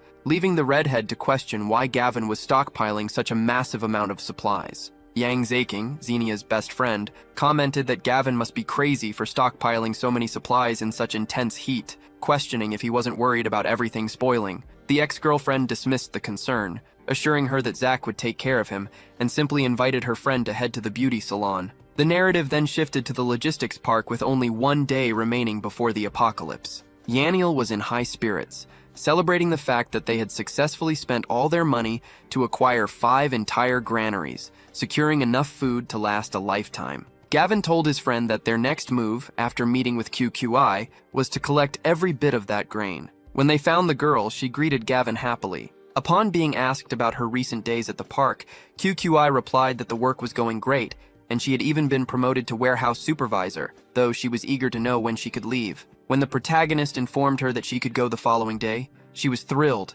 and offered to quit on the spot. However, Gavin stopped her, explaining that he needed her to handle one last task, securing the warehouse keys for a visit he planned to make that very night. Shocked by the request, the girl asked what he intended to do there so late. Avoiding a direct answer, the young man promised to explain everything later and instructed her to wait for him inside the warehouse without telling a soul. Left alone, QQI grew thoughtful and began to suspect the protagonist's true intentions. Later, inside one of the granaries, a staff member informed the duo that the food was ready for inspection. Gavin dismissed the site manager, stating that his own people would handle operations from that point on. As soon as the man left, Yaniel excitedly declared that it was time to begin. Gavin activated his hyperspace ability, instantly collecting the supplies. Witnessing the process, his chubby friend was amazed at how the mountain of food vanished in a split second. The protagonist explained that anything stored in the hyperspace remained in its exact original state, leading Yaniel to ask if time effectively stopped inside that dimension.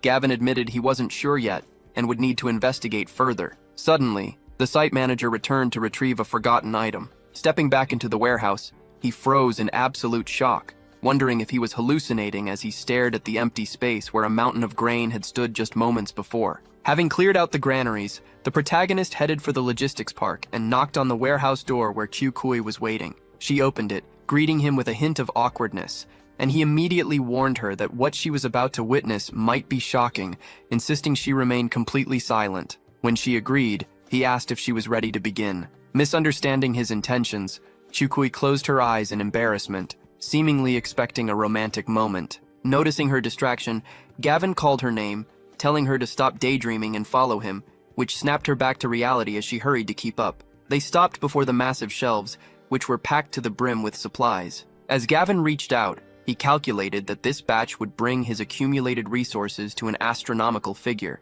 In an instant, everything vanished, leaving the shelves magically bare. Panic set in for Kyukui, who screamed and demanded to know how the goods had disappeared and if he was responsible. Promising to explain everything later, the protagonist insisted they first clear the remaining warehouses. Later, inside the surveillance room, a confused Kyukui asked what they were doing there. Instead of answering verbally, Gavin used his ability to disable every security camera in the park with a single gesture. He then urged her to leave, assuring her that all answers would be provided once they returned to safety. Back at the mansion, which was now fully prepared as a shelter for the final night before the apocalypse, little Jixi served Kyukui a cup of tea. When the young man asked if she truly believed his story about the end of the world, she confirmed she did, leading Yaniel to smile and remark on her unconditional trust in Gavin. The protagonist then gathered the group to announce that the apocalypse would begin the following day, issuing a strict rule that no one was to leave the house from that moment on. However, when Kyukui mentioned she had one final matter to attend to, he granted her permission,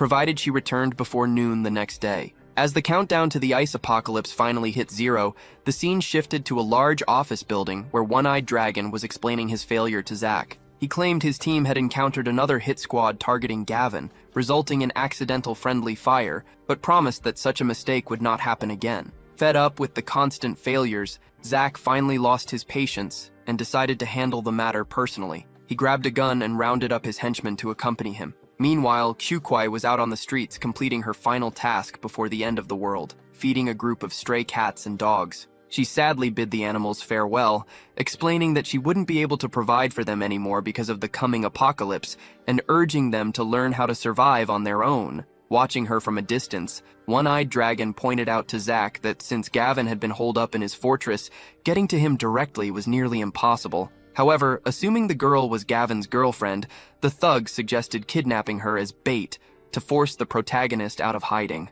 Back at the mansion, a phone call left Yaniel in a state of pure panic. He rushed to Gavin with the terrifying news that Zack had captured Kyukui and was demanding he come alone to rescue her. Enraged by the situation, the protagonist declared that Zack was asking for trouble and seemingly wouldn't live long enough to witness the apocalypse. When Gavin arrived at the designated abandoned factory, Zack mocked him for being foolish enough to show up alone. Ignoring the taunts, the protagonist cut the conversation short and sternly demanded that he release Kyukui immediately. Zack signaled his men to let the girl go, but as she ran desperately toward Gavin for safety, the playboy called him naive and fired his gun directly at her. Although Kyukui panicked seeing the bullet coming, Gavin reacted with lightning speed, pulling her into his arms and dodging the shot by a mere fraction of an inch. Zack stood in disbelief that they had managed to avoid the bullet. Holding the girl close, Gavin asked if she was okay. Terrified, Kyukui warned him that the enemies were armed and urged him to flee, but he simply smiled and reassured her that there was no need to be afraid because he would take care of the rest. Turning his attention back to the playboy, Gavin announced that while he had intended to let him live a few more days, he would now end him sooner than planned. Furious, Zack ordered his men to torture him rather than letting him off easily. One of the thugs stepped forward, promising to deal with the protagonist, but Gavin instantly knocked him out, sending him flying against a wall before asking if anyone else was eager to meet their end. The display of raw strength left the remaining henchmen stunned, unable to comprehend what had just happened. Undeterred, One-Eyed Dragon signaled for more men to attack, prompting two of them to charge with everything they had. Gavin evaded them effortlessly. In a swift motion, he seized an attacker's arm, neutralized the knife with his bare hands, and turned the weapon on the thug, stabbing him in the leg. Spinning around, he inflicted similar wounds on the other two assailants, sending them crashing to the floor in agony. Watching the violence unfold, Kyukui stood frozen, unable to believe the immense power Gavin possessed. Zack began to panic, confused as to how the protagonist had acquired such skills, but One-Eyed Dragon calmed him down by reminding him that they still held the advantage of firearms. Leveling his weapon at the protagonist, the gang leader challenged him, daring him to try dodging a bullet. However, before he could pull the trigger, he was struck in the chest by a shot and stood completely stunned. Wearing a victorious smile, Gavin revealed his own gun, noting that he had simply been faster on the draw. Seeing One-Eyed Dragon's body hit the floor, Zack fell into a state of disbelief, while Kyukui was horrified to witness the protagonist take a life right before her eyes. Terrified, the playboy turned and sprinted toward the exit, desperate to escape. He didn't get far, as Gavin fired a precise shot that struck him in the leg, preventing his getaway. Walking over to the fallen rival, the protagonist ironically asked if he really thought he could run away. In a desperate attempt to save himself, Zack screamed that he was the heir to the Dragon Group and that Gavin couldn't touch him. Ignoring the threat entirely, the protagonist shot him in the other leg without hesitation, coldly replying that he had just touched him, proving he wasn't afraid at all. Realizing he was completely cornered, Zack admitted defeat and told Gavin to name his price. When the protagonist demanded an absurd sum of 1 trillion, the playboy was shocked and angrily accused him of joking, insisting that no one could possibly pay that much. Mocking him for being too poor to afford the price, Gavin delivered a kick to his face to teach him a lesson. Although the defeated playboy began begging for mercy and pleading for the assault to stop, Gavin ignored his cries. He continued the beating, shouting that he had warned the coward he would end him that day. Suddenly, a police car arrived on the scene, and an officer screamed for everyone to freeze and stay where they were. Gavin seized Zack by the collar, demanding to know if he was the one who had summoned the authorities. Wearing a mocking smile, the playboy admitted that calling the police had been his backup plan, boasting that Gavin could no longer kill him and would instead spend the rest of his life rotting in prison for public assault. Losing patience with the taunts, Gavin simply aimed low and shot the rich kid in the groin. Zack immediately collapsed, screaming in agony that his jewels were crushed and his future happiness ruined. As officers rushed in ordering him to drop the weapon, Gavin calmly explained that killing Zack would be too easy. He turned to the law enforcement agents and assured them that there was no way he would be caught that day. Although he raised his hands in a gesture of surrender, he began a countdown instead of complying. The moment he whispered that time was up, the atmosphere shifted. An officer aiming at him froze in shock as he realized snow was falling. The entire squad looked up in disbelief, mouths open, struggling to understand how it could be snowing in the middle of summer. Within seconds, the sunny sky vanished behind a sudden, violent blizzard as the weather underwent a drastic transformation. Temperatures plummeted so fast that the officers began shivering violently, screaming about the cold. Nearby, one of the injured henchmen panicked as ice began to form over his open wounds. On the ground, Zack begged for assistance, terrified that he was freezing solid, but Gavin just watched him with a look of triumph. Seeing the suspects turning into ice, the lead officer frantically ordered his team to save them. Ignoring the chaos, Gavin grabbed Kyukwai's hand, confirming that the apocalypse had truly arrived and urging her to move before it got colder. When an officer tried to block their path by pointing a gun, Gavin offered a piece of advice. He should lower the weapon immediately, or the freezing metal would destroy his hand. A moment later, the officer screamed in desperation, dropping the firearm as his fingers lost all feeling from the cold. Before leaving, the hero crouched beside Zack to ask what he thought of the situation now, reminding him of his earlier promise that he wouldn't be caught. The playboy cried out that his legs were turning to ice, but Gavin simply told him to enjoy the apocalypse. He then walked away with the girl, leaving Zack to his fate while the crowd around them panicked, screaming about the disaster that threatened to freeze them all. Dressed in warm winter clothes, Chukoi admitted she could hardly believe his predictions had actually come true,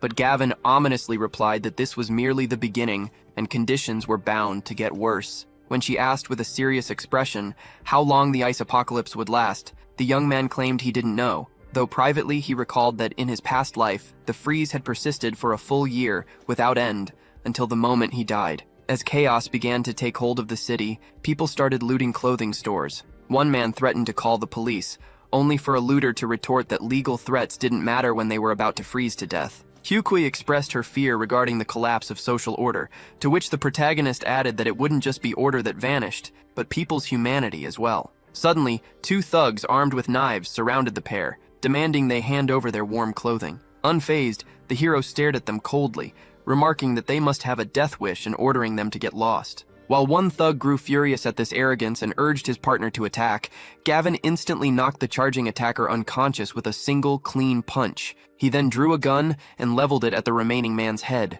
Terrified, the thug froze as Gavin ironically asked if he still found him arrogant. In a panic, the man quickly insisted he wasn't arrogant at all, claiming instead to be very humble. With the situation resolved, they returned to the mansion, which was now blanketed in snow. Inside, the chubby friend was in high spirits, celebrating the weather while the group enjoyed a delicious hot pot. During dinner, the protagonist issued a strict warning that they were not to open the door for anyone from that point on. Meanwhile, the TV news reported on an unexplained global cold wave, with the UN urging citizens to maintain order. Glancing at his phone, the protagonist smiled, noting that the neighborhood group chat had become quite lively. In the chat, residents were panicking and speculating about the disaster, with some advising others to stock up on resources. However, Aunt Lou interrupted, telling everyone to trust the government and stop causing trouble by hoarding supplies. Gavin decided to join the conversation, sending a message advising the neighbors to gather as much food as possible. Annoyed, Aunt Lou called him a punk and told him to watch his mouth,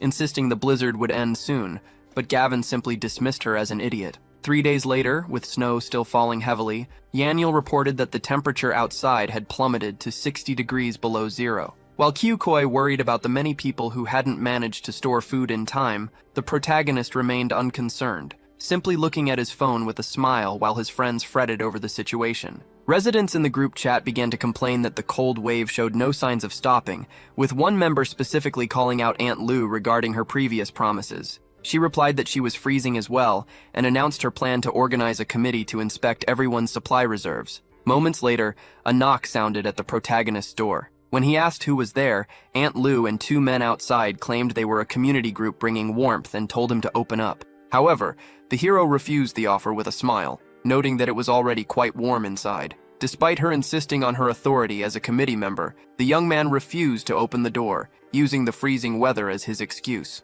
Furious at the rejection, Aunt Lou accused him of defying the organization and shouted for him to open the door immediately. She arrogantly remarked that he should know his place, but the protagonist quickly corrected her. He wasn't defying the organization, he was defying her specifically, adding that she was an idiot. Enraged, Aunt Lou called him a scoundrel and complained that he was getting on her nerves. When one of the men asked what their next move should be, she decided to inspect the other houses first, admitting she urgently needed to find supplies for her grandson. Safe inside the mansion, the protagonist reflected on how quickly the malicious nature of humanity had surfaced in just 3 days. Meanwhile, at Zinnia's mansion, her mother was in a panic, complaining that they only had enough food left for 3 days and asking where Zack was. The redhead explained that the roads were completely blocked, but when her mother asked how they would survive, Zinnia told her not to worry since they still had money to buy supplies. She then took to the chat group, announcing she was out of food and asking if anyone had items to sell. A neighbor offered 3 pots of noodles and 5 cans of porridge. Zinnia initially offered 50 and 80 for the items, but the seller raised the price to 100 and 200. Desperate, she accepted the deal, instructing him to deliver the goods and letting everyone know she was willing to buy from others as well. Observing the transaction, the protagonist noted that Zinnia was smart enough to secure supplies while she could. Just then, Kyukoi called him for dinner. Wearing a wicked smile, the young man thought to himself that the people selling their food now would deeply regret it in a few days. 3 days later, as the snow continued to fall, the temperature plummeted to between 60 and 70 degrees below zero. Inside the house shared by the 2 gold diggers and Hunter, everyone was shivering violently. When one of the girls asked what they would do now that their food was gone, Hunter stood up and declared that he wouldn't wait for his demise, ordering everyone to go out and loot whatever they could find. Spotting a familiar name on his phone screen, one of the henchmen called out to the purple-haired girl, asking if the Gavin he had found was the same target they were hunting. She confirmed his identity, expressing genuine shock that he happened to live in their own community. Seeing an opportunity, Hunter flashed a wicked grin and instructed his team to send a message immediately, ordering Gavin to deliver food to them. Meanwhile, inside the mansion's gym, the protagonist was supervising Sixie's training, encouraging her to maintain her stance for 30 minutes to pass the test. The determined little girl confidently replied that she would definitely succeed. Inspired by her effort, Yaniel decided he should start exercising as well. Gavin agreed, suggesting he train alongside Sixie. Even though his body cultivation technique wasn't perfect, starting now would still put him ahead of the average person. However, the burst of motivation was short-lived. Moments later, Yaniel collapsed on the floor, yelling that he couldn't take it anymore and joking that he needed a lobster to recover from the exhaustion. The session was interrupted when Gavin's phone vibrated with a new message. It was from one of Hunter's lackeys, demanding to know if he was Gavin and ordering him to bring food to their boss. The protagonist stared at the screen seriously before typing a single-word reply, "Idiot." The interaction made him realize that the timeline had shifted, as Hunter and his group had never lived in this neighborhood during his previous life. Back at Hunter's place, the boss asked if there had been any response yet. When the henchman confirmed there was, Hunter demanded to know what was said. Upon hearing that Gavin had simply called him an idiot, Hunter was so enraged that he spat out his drink. Screaming that the guy was asking for a death wish, he ordered his men to grab their weapons and head out to finish him off. At the same time, the situation at Zinnia's home was deteriorating. Her mother complained that their food supply would only last another 2 days and asked when Zack would arrive. The redhead assured her that Zack was coming to deal with the protagonist soon. This mention of Gavin jogged the mother's memory regarding the massive amount of supplies he had purchased before the disaster. Zinnia confirmed this, recalling the endless line of delivery trucks she had seen. Although her mother wondered if Gavin had predicted the apocalypse, Zinnia dismissed the idea, arguing that a simp like him couldn't possibly know something even the authorities missed. With a scheming smile, the mother suggested they shouldn't let those resources go to waste if Zack was delayed. Agreeing with the plan, the daughter told her mom not to worry, boasting that she knew exactly how to manipulate him into delivering the goods personally. Outside Gavin's mansion, Hunter and his armed gang arrived, with one of the thugs pointing out the house where their target lived. Inside the house, Yaniel spotted movement on the security monitor and panicked, warning that intruders were gathering outside. However, the protagonist calmly reassured him, explaining that it was only Hunter and his gang. Outside, the leader shouted at the door demanding immediate entry, but Gavin stood firm with his arms crossed, stating they weren't welcome and telling the group to get lost. Irritated by the rejection, Hunter threatened to smash the door down, warning that it would be too late to beg for mercy once he got inside. Deciding to teach the thug a lesson, Gavin mocked his foul language and promised to wash his mouth out. He pressed a button, releasing a high-pressure jet of freezing water onto the intruders, causing them to scream in agony. Although one henchman complained he was too cold to move, Hunter tried to order a forced entry to finish Gavin off. However, the freezing temperatures were too much to handle. The men fled, abandoning their weapons, while Hunter screamed a final promise that Gavin would regret his actions. Safely inside, Yaniel laughed at the monitor, celebrating the fact that the scumbags were likely to freeze solid. 7 days into the apocalypse, Gavin announced they were heading out that night, confusing his friend. With a mysterious smile, the young man explained that another meteor shower was approaching. Just as Yaniel began to get excited about the event, Gavin's phone vibrated. He was surprised to see a message from Zinnia asking if he was around and stating she wanted to talk. Seeing the screen, Yaniel snatched the phone away, shouting that she was an idiot and there was absolutely nothing to discuss. Over at her mansion, Zinnia's mother asked for an update. Full of confidence, the redhead told her not to worry, convinced that Gavin was thrilled to hear from her and would reply soon. However, after half an hour of silence, panic set in, and she couldn't understand why the scumbag hadn't responded. Meanwhile, Hunter's group was suffering. Everyone was shivering and begging for more fire. The boss complained that the weather was unfit for humans and that he had nearly frozen to death, angrily vowing that next time they would break down Gavin's door and throw him into the snow. Back at the women's house, 2 hours passed without a word. Her mother suggested Gavin might still be angry, so Zinnia decided to change tactics. She recorded a voice message, using a seductive tone to ask what he was doing and if he was handling the weather okay, certain that he would love it. Surprised by the sudden voice message but feeling bored enough to entertain it, the protagonist smiled and decided to play along with her game. He sent a reply teasingly asking if she was missing her daddy. At first, the redhead and her mother celebrated the response, with the girl boasting that he was clearly still the same old simp. Her mother immediately suggested she seize the moment to ask for food, but Zinnia's excitement turned to shock the moment she actually listened to his question. Furious at the disrespect, she threw her phone to the floor and cursed the scumbag. Meanwhile, the mood in the neighborhood group chat was grim. One resident expressed deep regret over selling his food, while another blamed Aunt Liu for advising them against stocking up. In response, the woman announced that the committee would be visiting every home to confiscate excess supplies for equal distribution. Gavin realized she was merely trying to trick the residents into letting her steal their resources, though he doubted anyone would be foolish enough to fall for it. When Yaniel noted how dark it had become outside, the protagonist announced that it was time to move. He reasoned that while he knew the meteors would land within the residential complex, he didn't know the exact impact site, so having more eyes on the ground would improve their chances. Stepping out into the freezing air for the first time since the apocalypse began, the group commented on the harsh weather. Gavin warned them that 2 meteors were incoming and instructed everyone to stay alert and dive for them the moment they appeared. Their search was interrupted when they spotted Aunt Liu and her men patrolling the area, demanding cooperation for their supply collection. The woman complained loudly that her previous stock was gone and her grandson was hungry again, prompting an annoyed Yaniel to call her absolutely shameless. One of her henchmen noticed Gavin ahead, bringing a wicked smile to the old woman's face. She remarked that while he had kept his door shut before, they had finally caught him in the open. Her group quickly surrounded the friends, and Aunt Liu shouted for them to stop. Turning around calmly, the young man asked if there was a problem. She accused him of hoarding truckloads of supplies, a fact Gavin confirmed with a confident smile. Delighted, Aunt Lou declared that this made things easy and demanded he hand everything over to the neighborhood committee. When Gavin asked why he should comply, she insisted it was an official order and that he needed to set a positive example. However, he cut her off, bluntly stating that his supplies were none of her business. When she questioned his lack of moral improvement, he gave her an ironic smile, asking who she was to lecture him and dismissing her concerns entirely.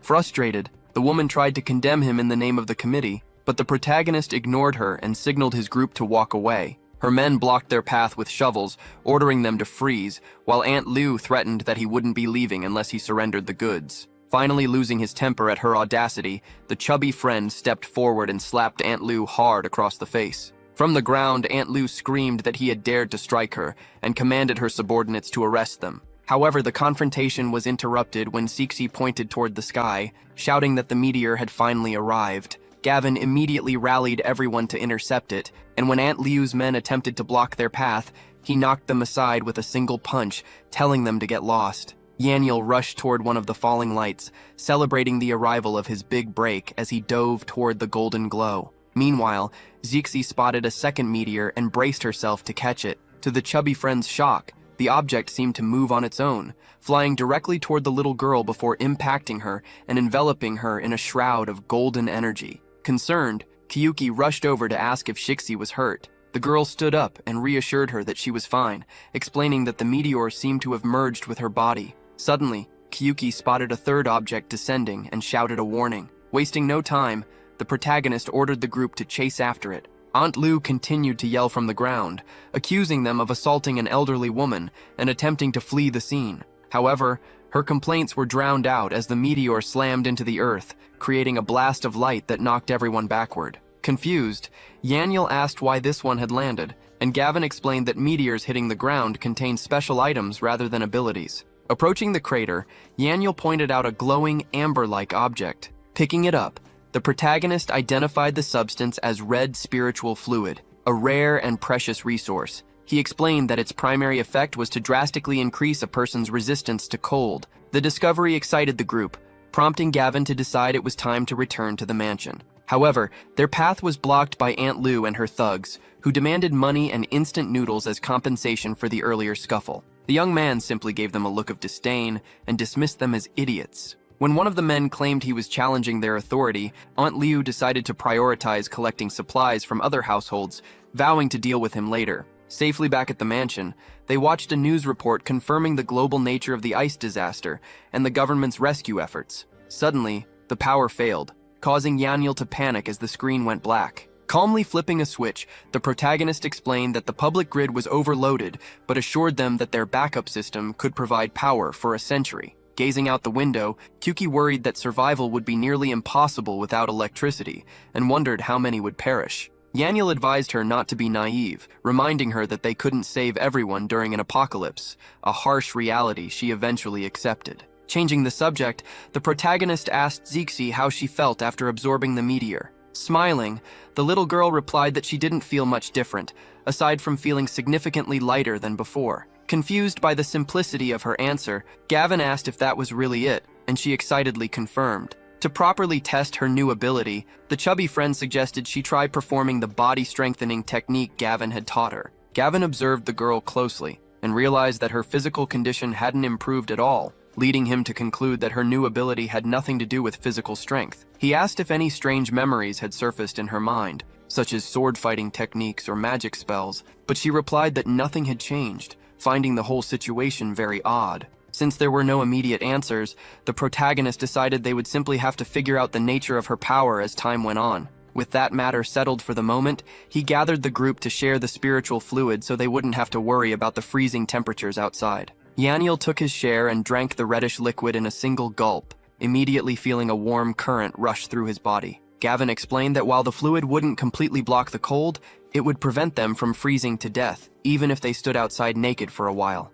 Meanwhile, at the other mansion, the situation was grim. Zinnia's mother complained that she was freezing without heat following the blackout. Although the redhead tried to calm her by suggesting the power would return soon, the older woman began to despair, fearing they wouldn't survive if Zack didn't arrive quickly. Furious, Zinnia assured her mother that Zack was almost fully recovered and that his first priority upon arrival would be to finish off that scumbag Gavin. Suddenly, the mother noticed something unusual through the window. When Zinnia asked what was happening, the woman pointed toward Gavin's house, demanding to know why his lights were still on, while the rest of the neighborhood was in total darkness. She realized then that the young man had been incredibly well prepared, evidently possessing his own power generation equipment. Zinnia was overcome with rage, unable to believe her ex-boyfriend was living in comfort during the apocalypse. Seeing an opportunity, the mother urged her daughter to contact him again to see what they could get. Adopting a seductive tone, the girl sent a message asking what he was up to since the power was out for everyone else.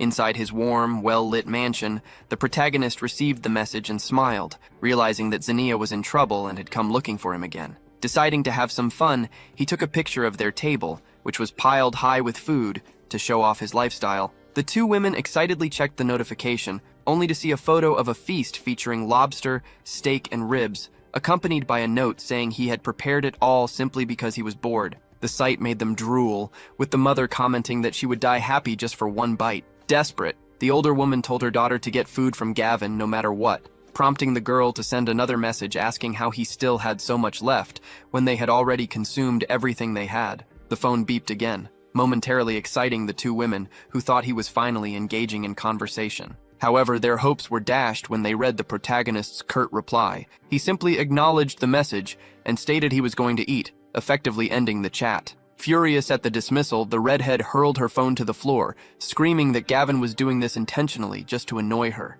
Meanwhile, Gavin relaxed on his sofa, noting that his neighbors were becoming increasingly desperate. In the group chat, a starving resident announced his intention to go outside to forage, despite warnings from others about the depth of the snow. From the comfort of his warm home, the protagonist knew that venturing out into temperatures plummeting to 90 degrees below zero was essentially suicide. Regardless of a fortune teller's advice to stay put, the desperate man decided to go alone, leaving the others to simply wish him luck. The situation at Hunter's place was equally dire. His henchmen and the two women were complaining that their food was gone and begging the boss to come up with a survival plan before they starved. Hunter stood up and declared that leaving the neighborhood was far too dangerous. Instead, a wicked smile crossed his face as he proposed a different solution. They would rob Aunt Lou, knowing she had been stockpiling supplies collected for the committee. Unaware of the target on her back, Aunt Lou was busy feeding her grandson the provisions she had taken from other households. The boy selfishly insisted that the food belonged entirely to him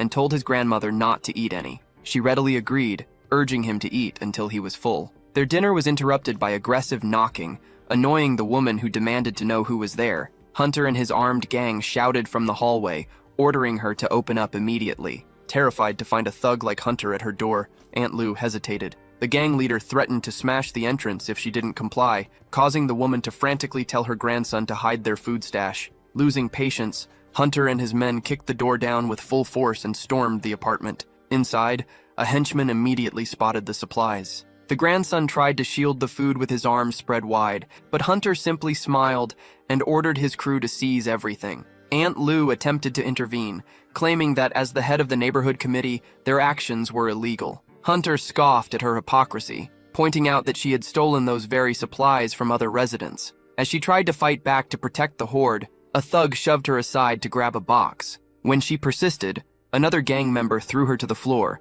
telling her to get lost. The spoiled grandson then tried to stop them, screaming that the food was his and threatening to destroy them in the name of the light. Annoyed by the brat's screaming, a henchman slapped him hard across the face, causing the grandmother to scream in horror as she watched her beloved boy get assaulted. Not content with just taking the food, Hunter decided they shouldn't leave empty-handed and ordered his crew to seize the wooden furniture to use as firewood, a move his men quickly praised as brilliant. Left on the freezing floor, Aunt Lou hugged her grandson tightly and screamed at the thugs, accusing them of trying to destroy the boy's life. Elsewhere, Zinnia's mother offered some strategic advice, telling her daughter to stop being angry and try acting cute instead, claiming that men were weak when women behaved that way. Following this lead, the girl messaged the protagonist, saying she missed him after all this time and asking if she could come over. To her surprise, Gavin replied with the word, "Okay." Wearing a victorious smile, the redhead celebrated with her mother, boasting that they were finally going to eat well since her ex was clearly still a simp who would do whatever she wanted. Confident in their success, the pair headed to the young man's mansion, where the girl knocked on the door and demanded he open up. Inside, however, the protagonist ignored the noise and continued playing his video game, casually asking who was there. Shivering in the cold, Zinnia excitedly identified herself and begged for entry, complaining that she was freezing. Without looking away from his screen, Gavin asked why he should open the door and who exactly had told them to come over. Annoyed by the question, the girl yelled that he had invited her by replying okay to her message. With a mocking smile, the young man suggested she must have misread it and told her to check the text again. Confused, the redhead looked at her phone and was shocked to see that the full reply actually read, "Okay in your dreams." Furious, Zinnia demanded to know if he was messing with her and if he was going to let them in. Gavin simply replied that he wasn't opening the door. Enraged, the redhead kicked the door with all her strength, swearing she would take revenge and ensure he met a terrible end. Her mother, however, began to despair, wondering how they could possibly get revenge when they couldn't even get inside the house. Zinnia then decided on a new plan. She would expose Gavin to Aunt Lou and the neighborhood committee for hoarding supplies. Meanwhile, at Aunt Lou's house, the grandson was complaining about the cold and hunger. Just as the grandmother promised she would find him something to eat immediately, her phone rang. It was Zinnia, reporting Gavin for hoarding and urging Aunt Lou to bring him to justice and punish him. In the building's group chat, a neighbor asked about the man who had ventured out to find food. A fortune teller grimly noted that since he had vanished, the situation was likely dire. However, the man eventually resurfaced, reporting that he had nearly died and had lost all sensation in one of his legs. This terrifying account led another resident to conclude that starving to death was a better option than facing the cold. Lying in bed, the hero observed the conversation, realizing that the ultimate test of human nature had finally begun. His thoughts were interrupted when Aunt Lou tagged him in the chat, demanding to know what he planned to do with his stockpile. The mention of resources immediately caught the neighbors' attention, leading them to plead for medicine. Gavin understood immediately that the old woman was weaponizing the entire complex against him to force his submission. In the public chat, she relentlessly pressured him, accusing him of lacking the compassion expected of a college student, an argument that successfully swayed the desperate neighbors to her side. Reading the accusations, the protagonist recalled his past life, where his kindness had been exploited and his food stolen. He swore to himself that he wouldn't make that mistake again. Enraged by his lack of response, Aunt Lou escalated her threats, promising to vandalize his door with paint and curse him daily. She then incited the group, urging all the residents to storm Gavin's house and seize his supplies by force. Meanwhile, in the kitchen, Yaniel finished a phone call with his father, assuring him not to worry. When Gavin walked in with a cup of coffee and asked for an update, his friend explained that his father had described total chaos outside, with looting and robbery becoming rampant. Gavin calmly sipped his drink, remarking that this was normal and the disorder would only increase. Despite his parents having supplies, Yaniel feared their home might be invaded. Seeing his friend's anxiety, Gavin asked if he wanted to check on them. Yaniel confirmed he did, noting that the spiritual fluid he drank protected him from the cold now. Smiling, the young man agreed to accompany him, mentioning he had a snowmobile to make the journey easier. Their conversation was cut short by heavy knocking. Checking the security monitors with serious expressions, they saw Aunt Lou accompanied by a large crowd of residents. Gavin noted her persistence, while outside the mob marveled that his house still had electricity. Someone pointed out the steam rising from the roof, a clear sign of the warmth inside. Greedily, Aunt Lou commented that a small contribution from his vast stockpile could save everyone. Watching them, the protagonist scoffed at the idea, thinking they could keep dreaming if they thought they were getting his food. Through the door, the woman shouted her demands, claiming that confiscating his supplies for distribution was a unanimous decision made by the tenants.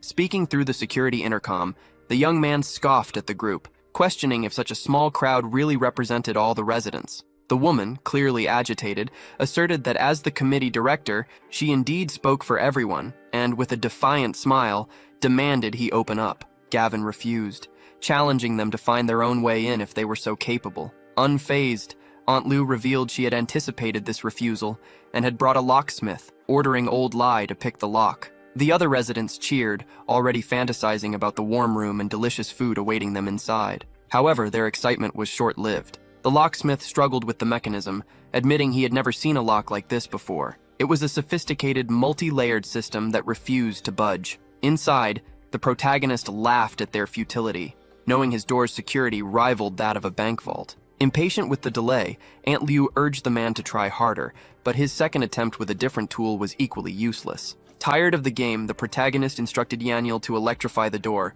a command his friend obeyed instantly. The moment the locksmith touched the metal again, he received a violent shock and collapsed to the ground. Furious, Aunt Liu screamed that Gavin had trapped the door, but she refused to give up. She ordered Plan B, commanding the group to use a heavy wooden log as a battering ram to smash their way in once and for all. With a loud crash, the residents slammed the log against the entrance, but the fortified door didn't yield an inch. Watching the monitor, the chubby friend complained about their shamelessness, unable to understand why they felt entitled to supplies that weren't theirs. The protagonist remarked that the apocalypse was the ultimate test of character. While some would rather die than do evil, others would kill just to survive. Outside, the physical toll became too much. One resident collapsed from exhaustion, saying he couldn't continue, and soon the others followed suit. One of them pointed out that the door was likely made of a special alloy that was impossible to break. Seeing them worn out, the hero grinned wickedly, deciding it was time to give the invaders a nasty surprise.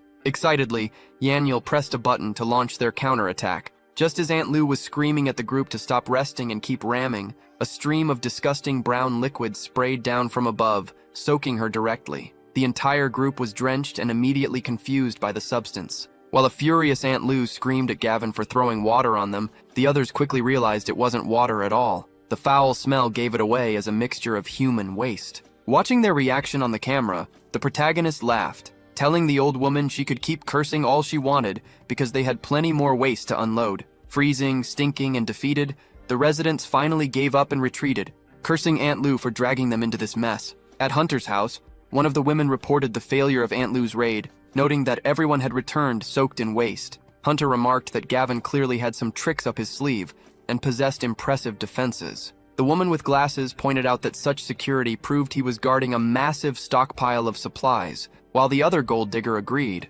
arguing that they couldn't just leave him alone. If they could breach his house, the food inside would be enough to sustain everyone without worry. Their leader, citing his past history with Gavin, vowed to finish him off but insisted they needed to prepare thoroughly first. Meanwhile, in the other mansion, Zania's mother was in despair over the failed attack, complaining that she was freezing. Deciding to try Zack again, the girl called him, but the playboy answered with annoyance, asking why she was bothering him. When she begged him to come rescue her from the cold, Zack told her to get lost, admitting he couldn't even save himself before hanging up. Panic set in for the mother, who feared they had been abandoned. Although Zania tried to rationalize that Zack must be in trouble himself, the older woman felt they were doomed and wanted to go out to find food. The redhead stopped her, arguing that venturing out would only kill them faster. Desperate and unsure of what to do, the girl listened as her mother suggested she continue begging Gavin, since he was now their only hope for survival. Back at his mansion, the protagonist received a message from Zania,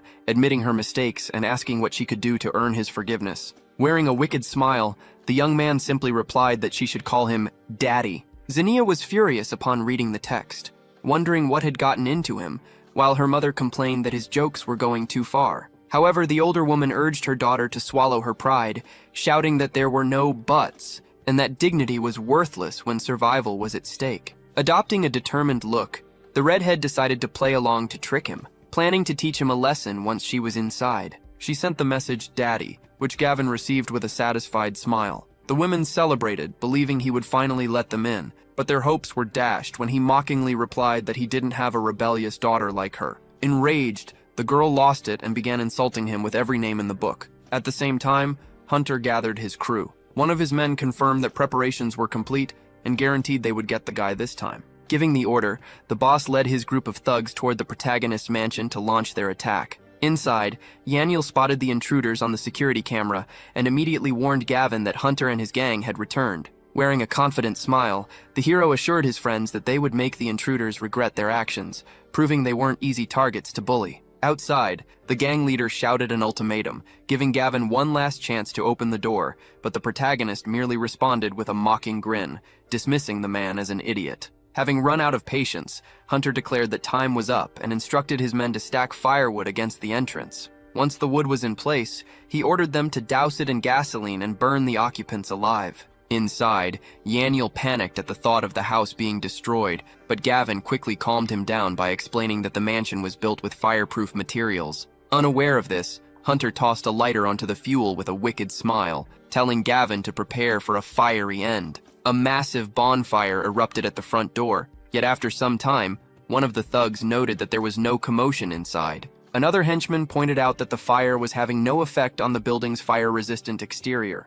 Enraged by the failure, Hunter commanded his team to bring up an impact drill to bore a hole directly through the wall. An excited goon grabbed the tool and began drilling while his boss cheered him on. The loud noise frightened little Sixie, who warned that bad men were breaking in, but the protagonist comforted her, promising that they wouldn't be able to enter. With a determined look, Gavin announced that it was hunting time and signaled for Yaniel to get ready. The two friends armed themselves with bows and arrows. Although Yaniel mentioned it was his first time using such a weapon, Gavin assured him that hitting targets at close range wouldn't be a problem. Privately, he reasoned that practicing with a bow was crucial, as the apocalypse would bring supernatural threats that could render firearms useless. Outside, the driller suddenly stopped, telling Hunter that something was wrong. He revealed that he couldn't drill any deeper because he had hit an obstruction. Peering into the hole, they discovered a steel plate and realized that Gavin had reinforced the entire structure. Hunter was furious, wondering how they could possibly breach the house if the walls were impenetrable.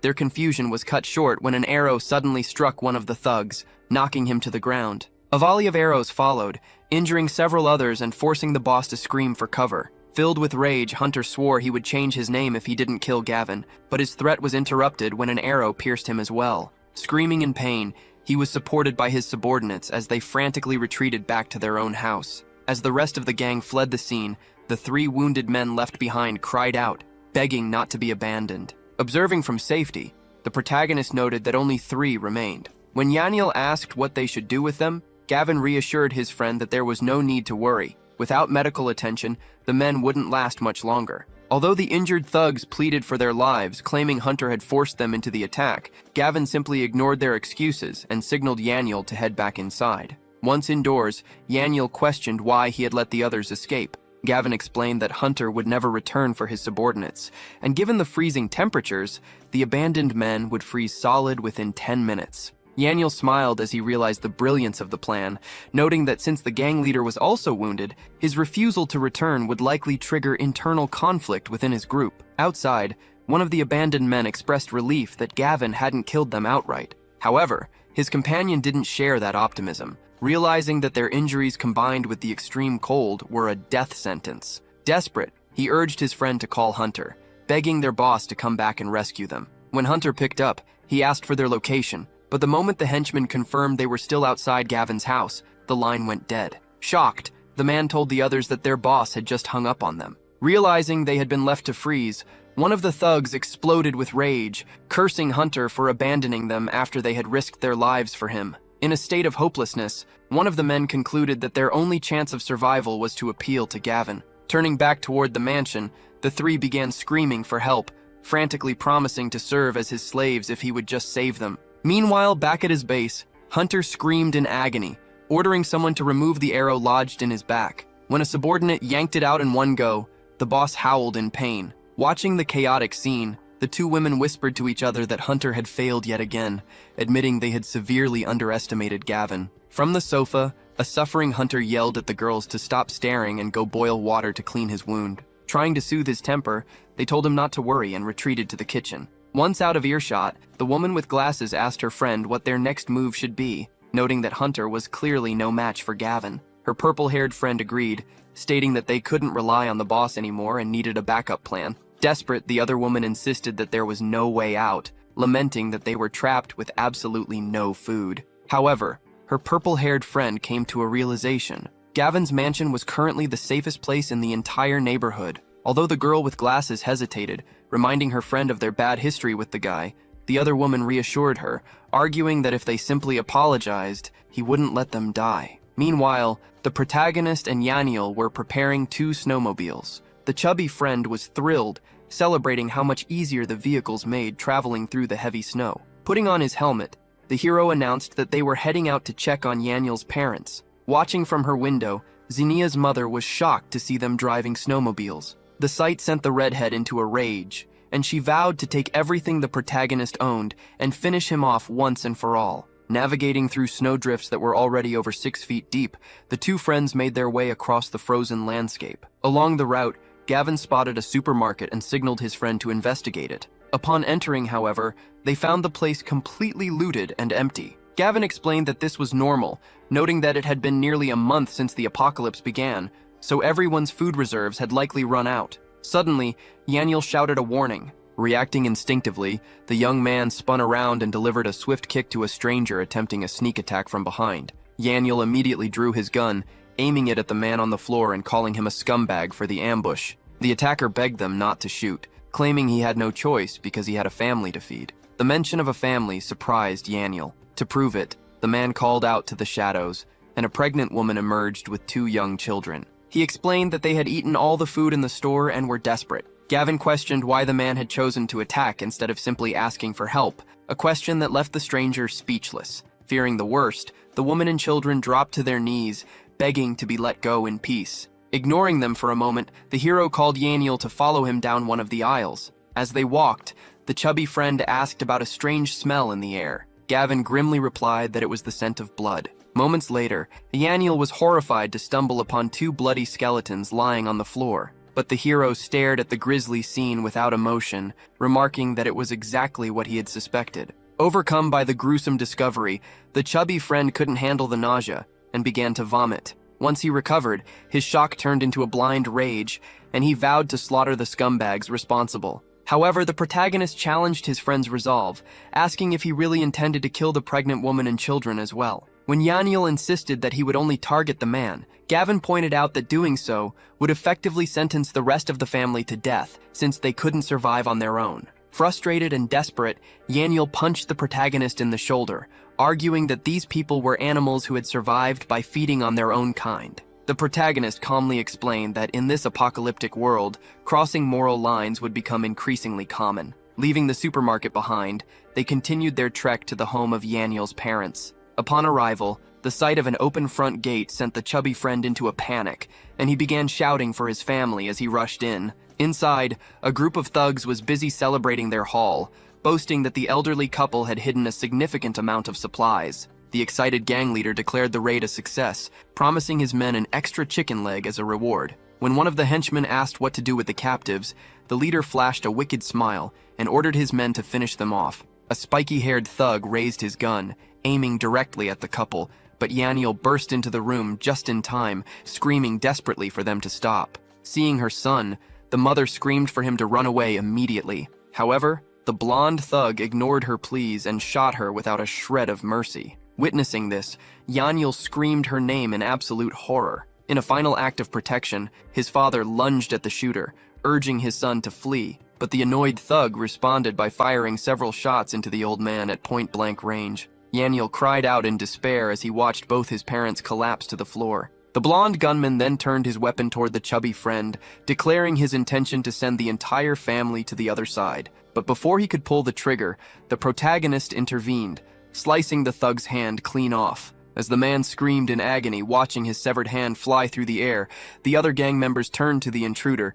demanding to know who he was. With a cold stare, the hero identified himself as the Reaper before plunging his knife into the blonde man's chest. Enraged, the gang leader ordered his crew to kill the intruder. 2 thugs charged forward, shouting that he was about to meet his end, but the protagonist was faster. With a swift movement, he disarmed the first attacker. The protagonist's lightning-fast movements left the gang leader and his companions stunned. Panic seized a blue-haired thug who screamed for a retreat, but he wasn't fast enough. The hero struck him down from behind with a lethal blow. With blood splattered across his face, the young man turned to the remaining criminals, warning that anyone who moved would end up as dog food. Terrified, the survivors dropped to their knees begging for mercy, but Yaniel ignored them, rushing frantically to his parents' side. His mother managed to whisper that she was happy he was safe, while his father, using his final breath, issued a grave warning to beware of a man named Lee Sanchin from Mang village. Moments later, both parents passed away, leaving Yaniel heartbroken and devastated. Consumed by rage, the chubby friend demanded the protagonist step aside so he could handle the prisoners himself. He lunged at the gang leader with a knife, but Gavin intervened before the strike could land. Although the thug desperately pleaded that he was only following orders, Yaniel grabbed him by the collar, cursing him to hell. However, the protagonist stopped his friend a second time, insisting on an interrogation first. With a cold stare, he demanded to know who had sent them, to which the man confessed it was the chief of Mang village. The name struck a chord with Yanyil, who revealed that his father had once sponsored that very village, and that Lee Sanchin had been a former employee. Despite his precarious position, the thug arrogantly boasted that Mang village was the region's supreme power and warned that no one could cross them and escape. Scoffing at the threat, Gavin ripped the man's clothes off, leaving him confused and exposed. The hero declared that a quick death was too merciful. Instead, a piece of trash like him deserved to freeze slowly. Ignoring the man's pleas for mercy, he kicked him out into the snow. Outside, the thug begged for a quick end, but within seconds, the extreme cold claimed him, turning him into a frozen statue. With the immediate threat neutralized, Yanyil insisted on revenge, urging them to head straight for Mang village. Upon arrival, they were greeted by a grim sight. Several bodies hung at the entrance of what looked like a heavily fortified stronghold. Yanyil remarked with disgust on the countless crimes the villagers had committed. Their observation was interrupted when two men on snowmobiles approached them. Surprised to see that the enemy also possessed such vehicles, the protagonist watched as a man with a mohawk demanded to know their identity. Gavin coolly replied that they were guests, but the guard clearly didn't buy the lie. Smiling, Gavin lied to the guards, claiming that the village chief Lee Sanchin had personally invited him. The two men were immediately annoyed by the falsehood, revealing that the chief wasn't even there because he had been invited to Otek by Zaiwei. As they drew their weapons to attack, both were instantly struck by precise headshots. The protagonist had drawn his gun and finished them without hesitation. Alerted by the commotion, a voice shouted from atop the fortress, demanding to know who was down there. When the guards spotted the bodies, they flew into a rage, wondering where this troublemaker had come from. Realizing the situation was heating up, Yanyil suggested they retreat to formulate a better plan. Gavin agreed, and the pair sped away on their snowmobiles while the thugs fired at them, screaming for them to stop. Upon returning to the mansion, they found a shivering crowd waiting for them, consisting of Hunter's abandoned henchmen and other neighbors. The group celebrated the young man's return, hoping he had succeeded, but the protagonist was confused by the gathering. When they asked if he had brought back supplies from the supermarket, an annoyed Gavin simply told everyone to get out of his way. One man insisted that Gavin had gone out specifically to find food for them, and asked what he had found. The protagonist sharply questioned who had given them that idea. When the neighbor pressed him, asking what he was doing out there if not scavenging for the group, the hero retorted that it was none of their business and shoved him aside. Offended, the man accused him of being rude and having no respect for his elders. A woman then joined the confrontation, pleading to know if he found supplies since they were starving, but Gavin bluntly stated he had found nothing. Refusing to believe him, she demanded permission to search him herself. Having lost his patience, the hero pushed her away and told her to get lost. Yanyil stepped in to back him up, announcing to the crowd that they truly hadn't found anything and that their trip hadn't been for the neighbors' benefit anyway. Desperate, one woman complained that they wouldn't survive without food, prompting another man to declare that they would take the snowmobiles to search on their own. Scoffing at their audacity, Gavin called them absolutely shameless. Unmoved by his insults, the woman demanded that he share his food, citing rumors that his home was well stocked. The rest of the mob quickly agreed, threatening to camp outside his door until he finally gave in. Completely out of patience,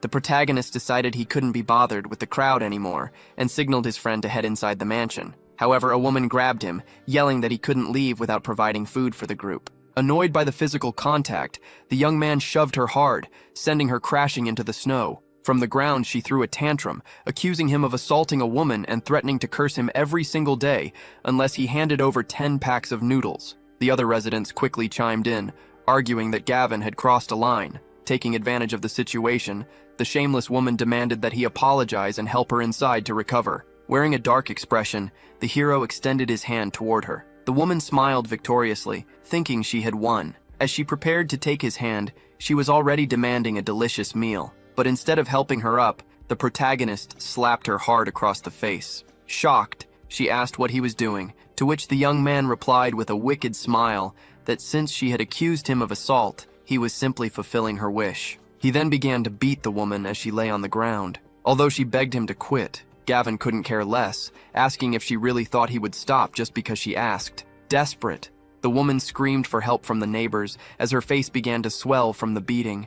Witnessing the struggle, a man nearby shouted to the crowd, accusing Gavin of deliberate assault and urging everyone to gang up on him. A bystander wearing a beanie grabbed the protagonist's arm, questioning his character for picking on a woman. Glancing back, Gavin simply remarked that he would have to pick on him as well. He immediately struck the meddler with a direct punch to the face, leaving him sprawled in the snow. Once his opponents were down, Gavin continued his attack, simultaneously landing blows on two men's heads. The woman watched in shock, unable to find words after seeing such violence. One of the victims tried to protect himself, pleading with the protagonist to stop and confessing that he had been wrong to interfere. Standing over them menacingly, Gavin told them they had brought this on themselves and ordered the group to leave. As they retreated through the snow, someone from the group cried out that Gavin was heartless for leaving them to freeze. Meanwhile, the residents began flooding the apartment complex's group chat with complaints, arguing that the protagonist was hoarding excessive supplies and refusing to help anyone. Gavin relaxed on his sofa while scrolling through the messages, questioning the sanity of his neighbors. The tension rose when a lawyer proposed that Gavin should donate his snowmobiles for everyone's benefit. In response, the protagonist sent a short text asking if he actually owed them any favors. This dismissive reply sparked outrage in the chat, leading the neighbors to conclude that he was completely indifferent to their survival. With an ironic grin, the young man wondered if they expected him to act like their father. Enraged by his stance, one resident suggested they should exile him from the community and divide his resources among the rest.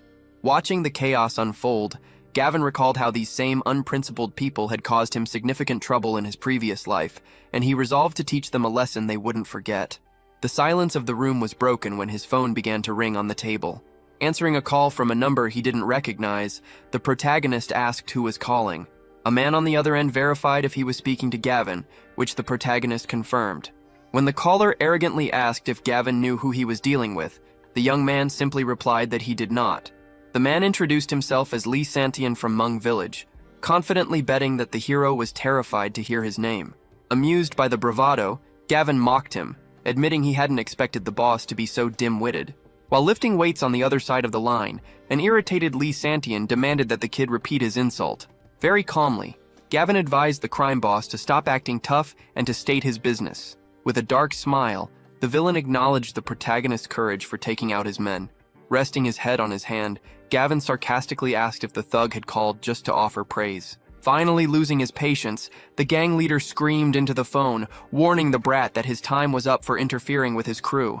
The protagonist's expression immediately clouded with rage as he vowed that the villain would pay with his life for the murder of his friend's parents. When the thug demanded to know his location, Gavin didn't hesitate to provide the address of the family village situated on the city's north side. From his makeshift gym, Lee Santian threatened him, warning Gavin to stay put because he intended to force the young man to his knees in submission. Before hanging up, Gavin smirked and retorted that if the gang leader failed to show up, he would be the one considered inferior. Across the city, the muscular crime boss gathered his henchmen, who eagerly asked if they should bring their weapons. The leader commanded them to gear up and recruit more men, noting that their targets were armed and dangerous. Meanwhile, back at the mansion, the hero told Yaniel it was time to leave. When the confused friend asked about their destination, the protagonist pulled on his jacket and declared their plan to raid Lee Santian's base. Shortly after, the pair were racing their snowmobiles through the deep drifts. Noticing a structure in the distance, Gavin asked if it had been a police station, which Yaniel confirmed was a significant municipal facility. Realizing the potential for finding weapons, Gavin decided they needed to search the building for firepower. They abandoned their snowmobiles and trudged through the thick snow toward the frozen entrance. Upon reaching the main door, the protagonist shattered the glass with a powerful kick. The sight inside was haunting. Officers remained frozen at their desks, caught off guard by the suddenness of the catastrophe. Gavin remarked on how the government had been unable to respond to such a swift disaster. Navigating the cold hallways, they eventually reached the reinforced door of the armory. Although Yaniel threw his entire weight against the metal, it wouldn't move, prompting the hero to tell his friend to step aside. Gavin drew his weapon and blasted the locks until the heavy door finally swung open. Behind the door lay a massive haul of crates stacked to the ceiling. Yaniel cheered, convinced they had hit the jackpot, especially after they discovered a high-quality sniper rifle. While searching the boxes, the chubby friend found a collection of detonators and showed them to Gavin. Approving of the discovery, the protagonist noted how useful they would be and instructed his friend to take everything. Within seconds, Gavin used his spatial ability to empty the entire room. Just as Yaniel suggested they leave, a voice echoed through the corridor calling out for a boss. Realizing they weren't alone, Gavin wore a confident smile, deducing that others had also come to the station in search of equipment. Illuminated by the light from the entrance, a group of suspicious-looking men arrived at the precinct. One of the subordinates immediately spotted the intruders inside the armory and alerted their leader, Brother Hao.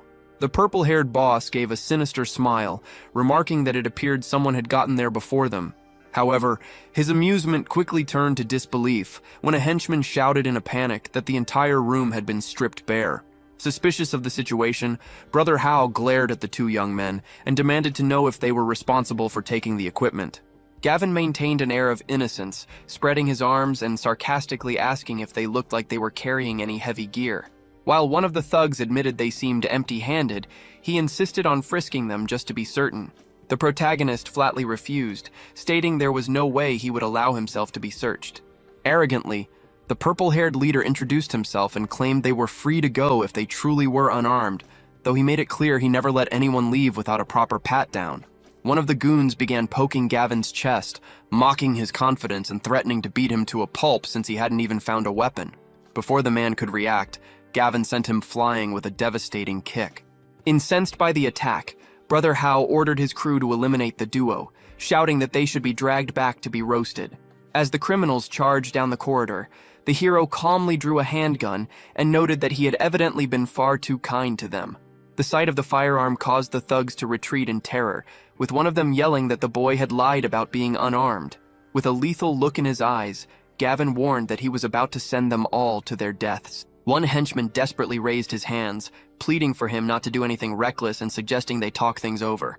Showing no mercy, Gavin pulled the trigger and shot the man directly in the head, killing him instantly. As he blew the smoke from the barrel, he dismissed the man as shameless and declared that his days of being nice were over. Horrified by such cold-blooded behavior, another thug questioned if he really had the courage to kill someone. In response, Gavin fired a decisive shot straight into the man's forehead. Seeing their companions fall, the remaining criminals descended into total panic and tried to flee. Their escape was futile, however, as the protagonist mercilessly shot each of them in the back of the head. Only one survivor remained, who fell to his knees trembling and begged for his life for the sake of his wife, swearing his surrender. Looking down at him with pure contempt, Gavin simply called the man a fool. Without a moment's hesitation, the protagonist pulled the trigger and eliminated the final survivor of the group. As he stepped over the remains of his enemies, he holstered his weapon and instructed Yaniel to keep moving. Miles away, a fleet of snowmobiles battled through the fierce blizzard. Lee Santian had issued a brutal command. No one in the Hu family village was to be left alive. When a henchman inquired if the attractive women should be spared, the boss made it clear that Mang village had no room for useless baggage, ordering his men to dispose of everyone once they had finished with them. His subordinates grinned, confirming their understanding of the rules and boasting that no one was brave enough to challenge their authority. With a sadistic smile, the leader urged them to speed up, noting they were still a few hours away from their destination. From a distance, Gavin and Yaniel observed the convoy disappearing into the horizon. The chubby friend remarked that a direct confrontation would be nearly impossible, but Gavin saw a golden opportunity. He proposed that they attack the enemy stronghold immediately, since the majority of their fighters were currently away. Although Yaniel looked at the high, fortified walls and worried that the gates were securely locked, Gavin remained calm. He produced a bundle of dynamite, making his destructive intentions clear. The main entrance of the enemy base was under heavy guard when the sudden roar of an engine startled the sentries. As a vehicle raced toward them at full speed, one confused thug struggled to see how the snowmobile was operating without a driver. His confusion turned to pure terror when he spotted the massive pile of explosives wired to the seat. A second later, a massive blast shattered the gate, sending concrete debris flying everywhere.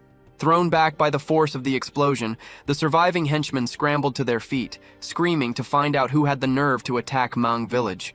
Through the thick haze of snow and smoke, Gavin and Yaniel charged into the base on their own sleds. One survivor recognized the pair and shouted for the guards to open fire, but Gavin didn't even slow down. Steering with one hand, he drew his handgun and accurately shot two guards before they could pull their triggers. The duo sped across the courtyard, leaving a trail of fallen criminals behind them.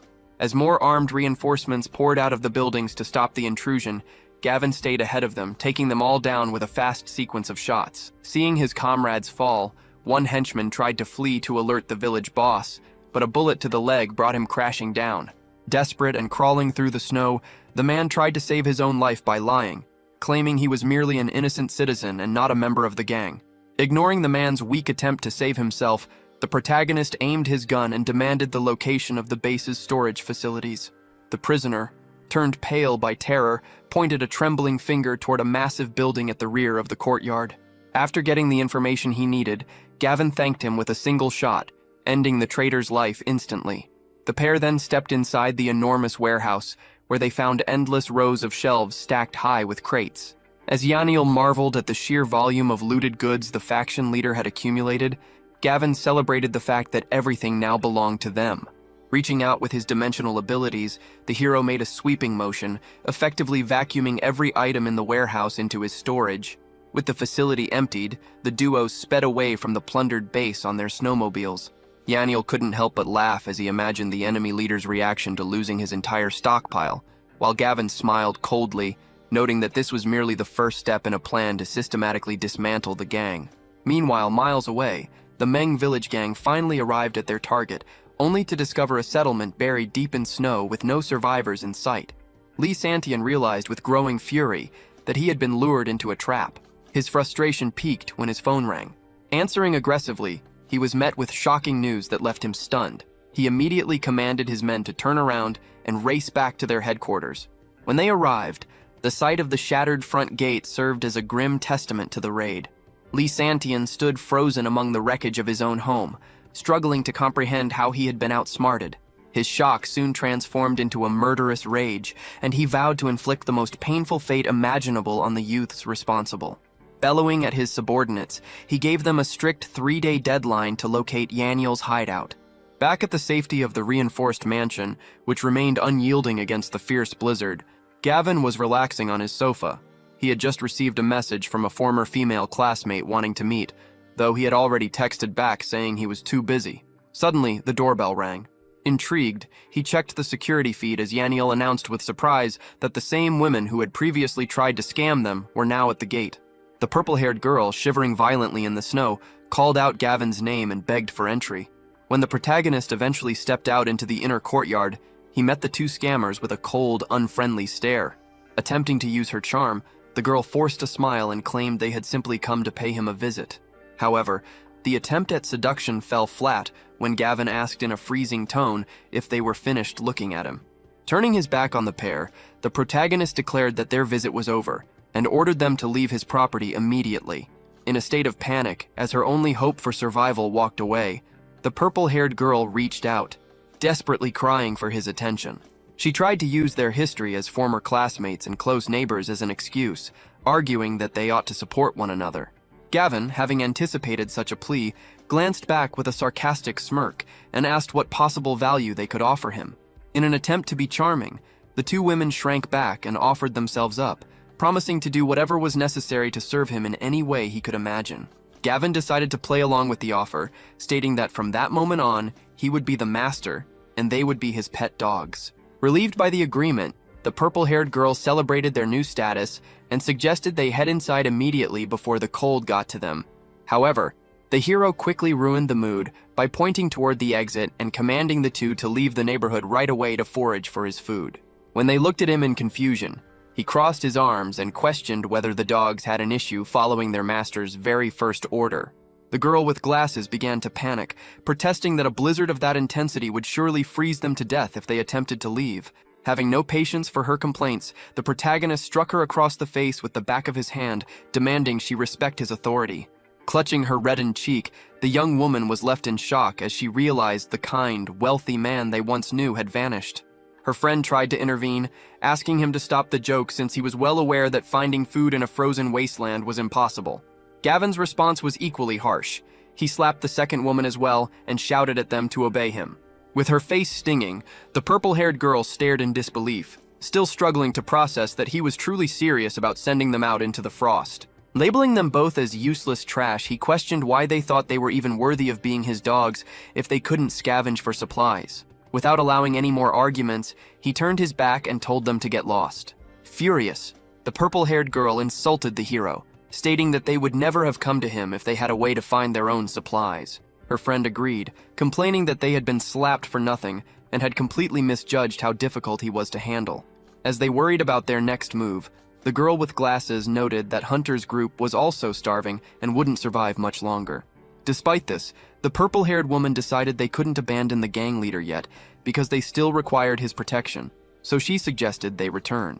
While walking back through the apartment lobby, they encountered Hunter and his henchmen, who demanded to know where they had been. The purple-haired girl quickly approached the leader and informed him that they had gone to see Gavin. She fabricated a story, claiming that because the jerk had injured Hunter previously, they couldn't stand by and do nothing, so they went to give him a piece of their minds. Clearly annoyed by the mention of his rival, the gang leader asked what the protagonist had said. To maintain the deception, the woman claimed Gavin had been arrogant and refused to listen when they tried to demand compensation for the damages the gang had suffered. The girl with glasses joined in, holding her face and begging the leader to protect them, describing Gavin as a monster who would have assaulted them if they hadn't fled. Feeling confident, Hunter told them not to worry, promising that he and the kid were now mortal enemies and that he would definitely finish him off. Hunter turned and questioned where else they could possibly look for food. His companion replied that there was no way out since the snow was blocking everything around them. Hunter shot back immediately, stating that leaving was unnecessary because the entire neighborhood now belonged to them, with the exception of Gavin, against whom they could not yet act. He declared that all other residents must obey them. One of his thugs agreed, noting that all the supplies in the neighborhood were now theirs. He suggested that since they couldn't rob Gavin, they should at least rob everyone else. As time passed, Hunter's group began to take action. At one of the houses in the neighborhood, Hunter led his men and stormed the premises with a violent kick to the door, surprising a couple inside. The man reacted, demanding to know what they were doing there and who had permitted their entry. Hunter ignored his outrage and ordered that all the food in the house be handed over. The man refused, claiming there was no food there and telling them to leave. Without hesitation, Hunter pulled out a sharp knife and plunged it into the man's body. As blood began to gush out, the victim collapsed. The woman witnessed the scene in shock and screamed, calling them murderers. Hunter appeared behind her, pressed the knife against her neck, and repeated the order to hand over the food. After a while, she returned with 4 packages of food. Hunter looked at them and asked if that was all, to which she explained it was the result of great effort and saving, stating she wouldn't survive if she lost it. Hunter showed no interest and ordered his men to move to the next house. However, one of the thugs commented that the men had been holding back for a long time and that the woman was attractive. Hunter simply told them to hurry up and not waste time. Following that, 2 thugs grabbed the woman and dragged her across the floor as she screamed desperately for help. Meanwhile, in the neighborhood group chat, residents reported the robberies and begged for help. Hunter then sent an audio message, declaring control over the neighborhood and demanding that everyone hand over a portion of their food.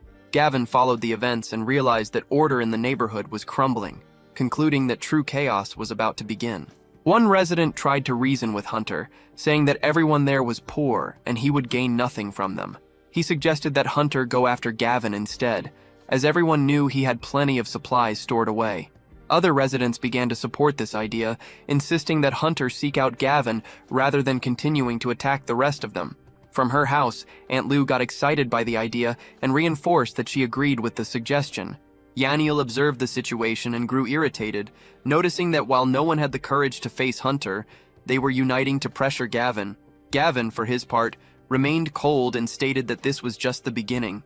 In his thoughts, he recognized that these people were cruel, the very same ones who in the end had led to his death. Hunter then declared that he would personally deal with Gavin and invited anyone who wanted to face him together to get in touch, promising to share the supplies afterward.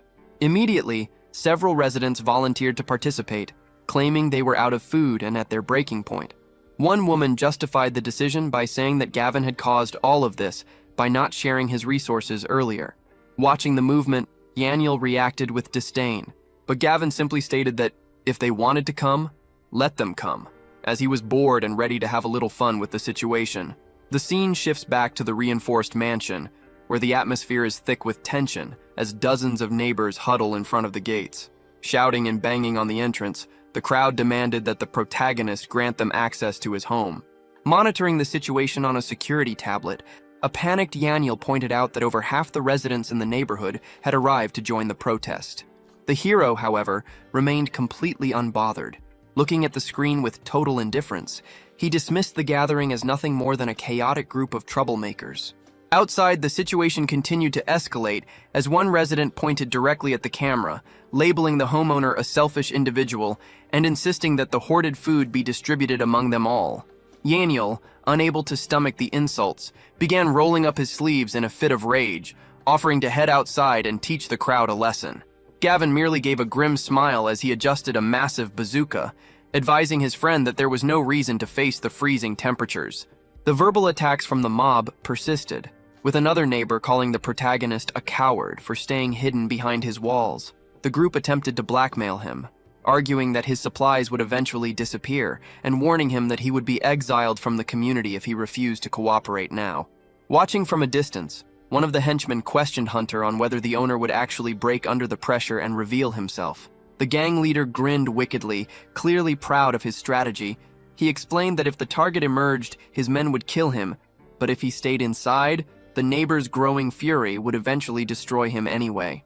Back at the gates, a resident pointed at the house and called Gavin heartless trash, claiming he was no better than a monster for watching everyone die from safety.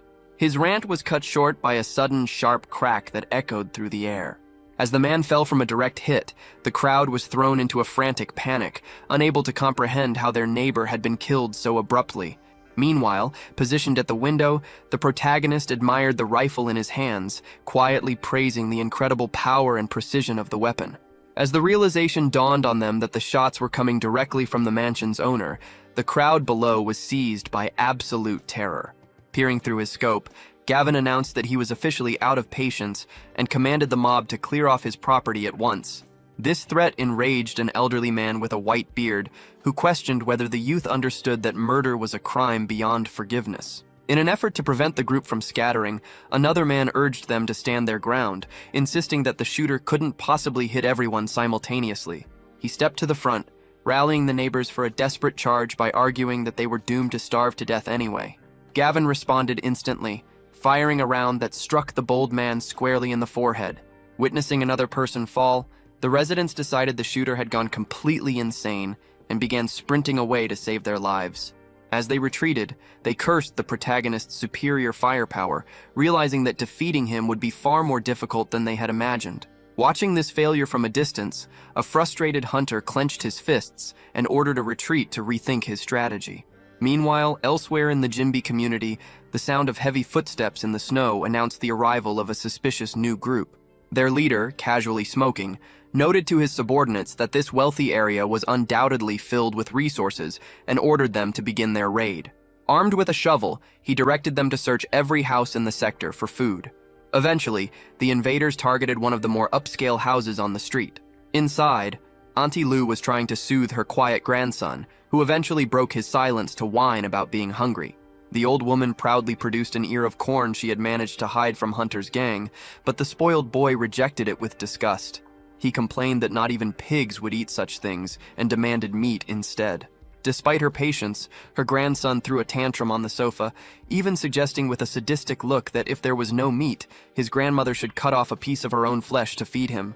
Frightened by the boy's disturbing words, she tried to laugh it off as a joke, making the excuse that her meat would be too tough to eat. Her attempt to calm him was interrupted by a violent crash as the front door was kicked open. The intruders stormed in, and one thug immediately noticed the corn in her hand, alerting his leader. As she hugged her grandson protectively, the woman demanded to know who they were. The boss introduced his crew, explaining that they had traveled from the nearby Yujing community specifically to find food. Without wasting any time, one of the thugs punched the elderly woman in the stomach, demanding that she surrender all her belongings.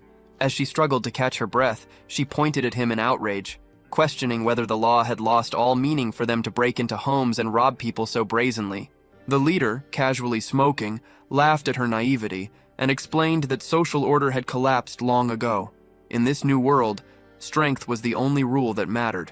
The woman, now held by her collar, wept as she swore that the corn was the only food she had left. To pressure her further, the gang leader grabbed her grandson and held a sickle to the boy's throat, threatening to kill him unless she cooperated. Seeing the child in such danger, the desperate grandmother reached out and urged the boy to remain calm. The thug ignored her pleas and ordered her to get the supplies immediately, prompting the old woman to offer everything she owned in exchange for the boy's safety. A few moments later, the invaders looked at the tiny bag of food on the table and asked if that was truly everything they had. While shielding the child, the woman confirmed that their private stash had run out a long time ago. Holding the small bag of grain, a blonde member of the gang complained about the poor haul, as he had expected an upscale neighborhood like this to be overflowing with supplies. Frustrated by the lack of food, the leader commanded the crew to move on to the next house. As they sat on the sofa, the woman muttered to herself that the world had fallen into total madness, and the gravity of their situation finally began to sink in. However, the boy quickly broke the somber mood by whining about his hunger again, refusing to believe there was nothing left. He confronted his grandmother, screaming at her and asking if she intended to let him starve to death.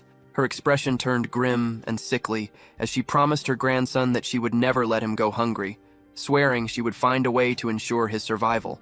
The scene then shifts back to the exterior of the protagonist's impressive, unshakable mansion.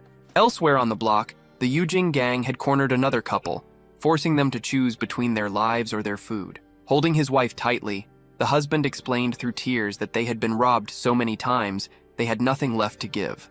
After assessing their empty home, the leader of the invaders coldly stated that they left him with only one option. When a massive axe was raised into the air, the terrified resident panicked and asked what the man planned to do.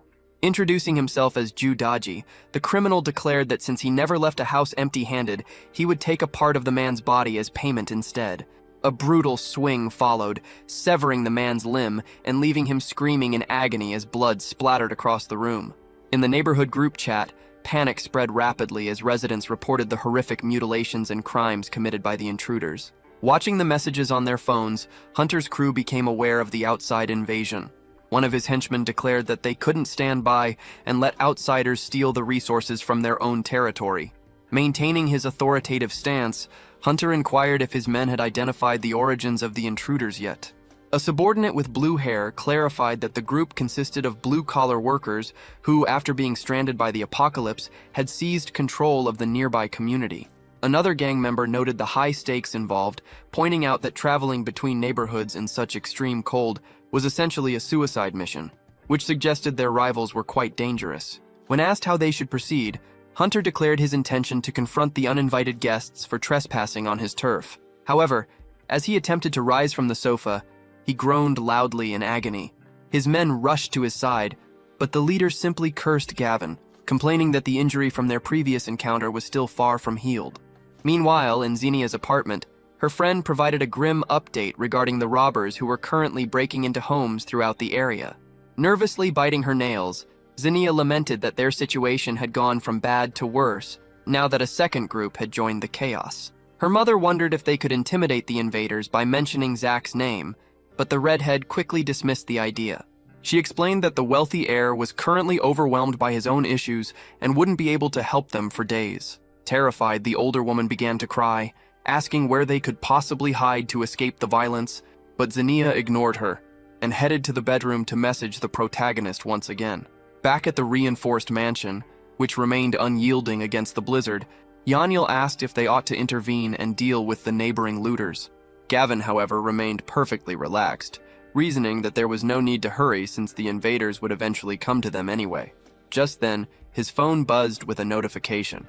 Rolling his eyes, Gavin anticipated another one of his ex-girlfriend's schemes. To his surprise, the message contained a provocative photo of Xenia on her bed, accompanied by a suggestive caption asking if he liked the view.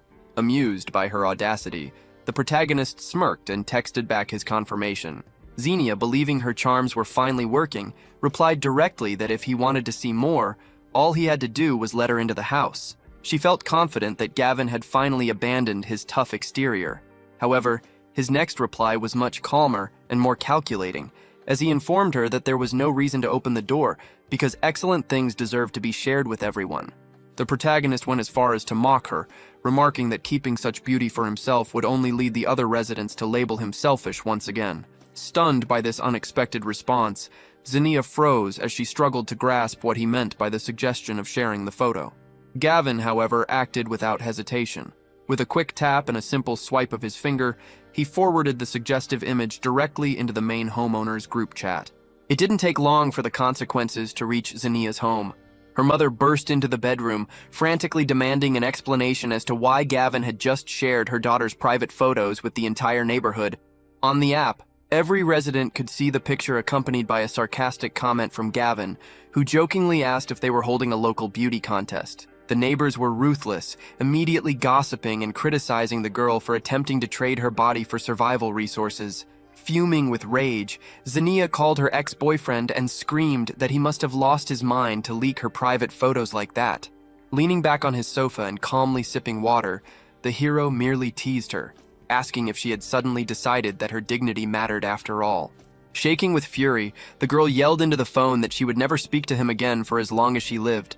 Gavin simply smiled and took another sip, pointing out that her promise of silence was exactly what he had wanted all along. Defeated and cursing his name, the girl collapsed onto her bed. Her mother, equally frustrated, noted that they had completely underestimated how heartless Gavin could be. Their despair deepened when a violent pounding suddenly echoed from the front door, followed by a demand for them to open up immediately. Zinnia's mother fell into a total panic, realizing that the looters from the nearby community had finally reached their apartment. In the hallway, one criminal threatened to tear the door off its hinges with a pickaxe if they didn't cooperate. Terrified and sweating, the older woman begged for a solution, fearing the invaders might mutilate them if they found no food. With a grim expression and clenched fists, Zinnia realized there was no longer any way to avoid the intrusion. Outside, a blonde henchman told his boss that the residents obviously didn't know what was good for them. The boss, scowling, gave the order to break the door down by force. However, just as they prepared to swing, the lock clicked and the door opened from the inside. Wearing a pink coat and a very forced smile, Zinnia stood in the doorway, apologizing for the delay and inviting the men in for tea. Surprised by the warm reception, the blonde thug whispered to his leader that the girl was quite attractive. With a wicked grin, the boss asked if she wasn't afraid to be standing face to face with dangerous criminals. Adopting the persona of a helpless victim, the girl sighed and blamed the harsh state of the world for her actions, insisting she had been forced by her circumstances. Her submissive tone was well received by the blonde henchman, who seemed to enjoy her words. Finding the situation quite intriguing, the leader commanded his men to enter the apartment and see what they could scavenge. While in the living room, Zinnia attempted to use her charm by serving hot drinks and addressing the group leader Drew with a friendly title. However, the atmosphere soured when the blonde man returned from searching the other rooms, informing his boss that he had discovered only a single pack of instant ramen. A nervous Zinnia quickly tried to justify the lack of goods, claiming that she and her mother had been without food for several days and were starving. Drew responded aggressively, crossing his arms and explaining that, according to the gang's laws, failing to provide food would cost them a limb. In a desperate attempt to save herself, Zinnia fabricated a story about her boyfriend being Zack, the heir to the powerful dragon group. She claimed he would be arriving with fresh supplies at any moment. This mention of the massive corporation caused the leader to pause in shock. Believing she had gained the advantage, the redhead smiled with confidence and reminded them that the company was one of the largest in the province. The strategy failed miserably, however, when Drew revealed with a terrifying look that he and his men were actually the blue-collar employees from that very same corporation. He grabbed the girl by her collar and admitted that while he hadn't planned anything extreme, the fact that she belonged to the wealthy heir made him want to take her for himself. Terrified, Zinnia begged him to stop and tried to push his hands away. The ruthless leader then presented her with two grim options. She could either lose her arm or become his woman immediately. When her mother hysterically tried to intervene, arguing that Zinnia was a college student who deserved better treatment, the invader responded with a violent backhand. The older woman was thrown to the floor by the force of the blow. Drew stared down at her with pure hatred, asking if these high-class ladies thought they were better than a common worker like him. Fearing for her life, Zinnia quickly surrendered and swore that her mother hadn't meant to cause any offense. When asked to make her final decision, the girl abandoned her morals entirely. She praised the criminal as a hero and claimed to have fallen in love with him instantly. Pleased with her submission, Drew laughed loudly and began dragging her toward the bedroom, boasting about finally being with a college girl. As she was pulled away, Zinnia glanced back one last time at her mother, who remained sprawled on the living room floor in total shock. The situation grew even darker when one of the other henchmen approached the elderly woman with clear ulterior motives, leaving her stuttering in fear as she asked what they intended to do. Chuckling wickedly, the blonde henchman remarked to his companions that the elderly woman still possessed a certain charm despite her age. Without a hint of shame, the thugs hoisted her into the air, deciding they wouldn't let the opportunity pass. Since their boss had taken the main course, they were happy to settle for the leftovers. The older woman thrashed her arms in a blind panic, screaming at the men and calling them starved animals while demanding her immediate release. As filthy laughter echoed through the apartment, the cruel fate of the opportunistic family was sealed. A few minutes later, the atmosphere calmed as the gang leader, Ju, lit a cigarette in a state of total relaxation after taking advantage of the girl. Wrapped only in a white sheet, Xenia feigned amazement, praising his performance and comparing the experience to a roller coaster ride. Falling for her manipulation, Ju laughed loudly and swore that as long as she stayed by his side, she would live like royalty during the apocalypse. As she dressed in her winter gear, Xenia casually asked how many supplies the gang had actually managed to secure. Ju grumbled in frustration, admitting that he had expected the mansions to be filled with food. But this upscale neighborhood had turned out to be more pathetic than the slums they had left behind. Seductively resting her arms on the criminal's shoulders, Xenia whispered that the real issue was simply that he had targeted the wrong houses. With a look of pure malice and a desire for revenge, she revealed Gavin's existence, claiming he had hoarded enough food to support the entire community effortlessly. The boss was caught off guard by the revelation and questioned whether this story of an infinite stash was actually true. To back up her claims, the redhead winked and added the tempting detail that Gavin even had a snowmobile in his garage. Driven by greed, Ju threw on his heavy coat and declared they needed to rob the protagonist immediately. Once they were outside the apartment complex, Xenia pointed directly at the reinforced bunker, marking the exact location of the frozen treasure. Confident in his success, Ju ordered his crew to march toward the mansion, ready to destroy any obstacle in their path. However, their progress was halted when a deep voice echoed down the street, commanding the blue-collar boss to stop where he was. Annoyed, the invader spun around and demanded to know who was getting in his way. Hunter stepped forward with a scowl, identifying himself as the person who owned that territory. Ju, showing no regard for the local hierarchy, snapped back and asked if crossing borders was really a big enough issue to settle with a fight. Losing his patience, the local leader pulled out his gun and told his rival to do some research before assuming he was a pushover. Energized by the challenge, Ju rallied his men for a brawl, yelling at them not to embarrass him in front of his new woman. Just as the two armed groups prepared to clash, Xenia rushed into the center of the potential battlefield with her arms wide open, demanding that they both stand down. Wiping sweat from her forehead, Xenia stared directly at Hunter and argued that there was no point in them fighting when they both wanted the same thing. Confused by the sudden interruption, Gavin's old rival recognized the girl and asked what she meant by forming an alliance. She gestured expressively, trying to bring the two criminal groups together by reminding them that both had been defeated by the protagonist in the past. She suggested that their best move would be to join forces, eliminate Gavin, and divide his massive stockpile of supplies. Intrigued by her proposal, Hunter smirked and agreed that since his ultimate goal was to crush Gavin, he would allow the rival gang to stay in the neighborhood for a few days. The scene shifts back to the exterior of the reinforced mansion, which remained buried under the heavy blizzard. Hunter decided to offer Judaji a warning, explaining that the protagonist was a dangerous opponent who possessed heavy weaponry and had already inflicted serious casualties on his men. Instead of showing gratitude for the advice, Judaji openly mocked Hunter, calling him incompetent and demanding respect. With a condescending grin, he made fun of Hunter for being afraid of a college student and told him to pay attention if he wanted to see how to actually take someone down. Inside the warmth of the bunker, Yaniel pointed toward the monitors and alerted Gavin that the invaders had finally arrived.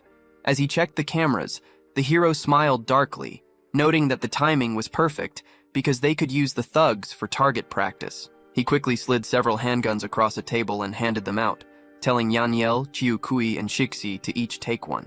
The little girl's eyes sparkled with excitement as she held the pistol, mentioning that she had wanted to know what it felt like to shoot for a long time.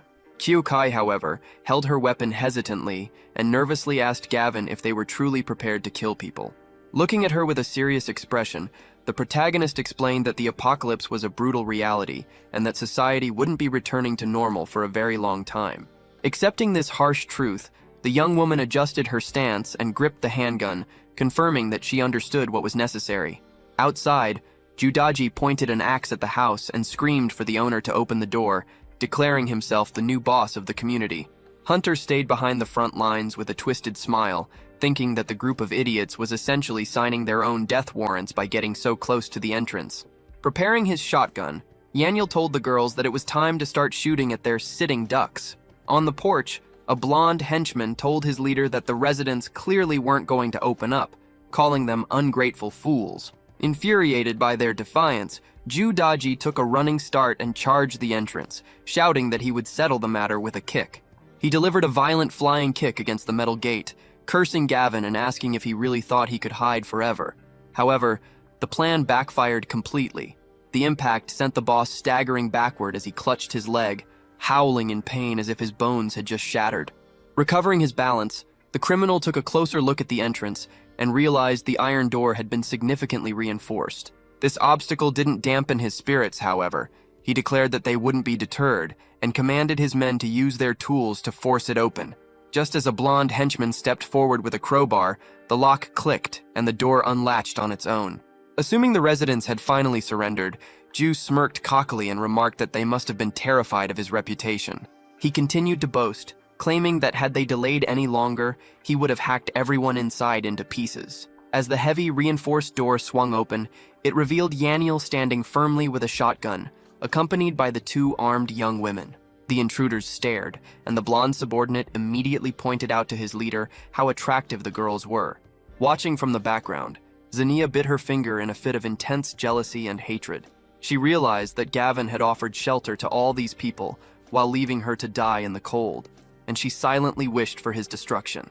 Gazing at the man at the top of the stairs, Judaji asked directly if he was the target they were seeking.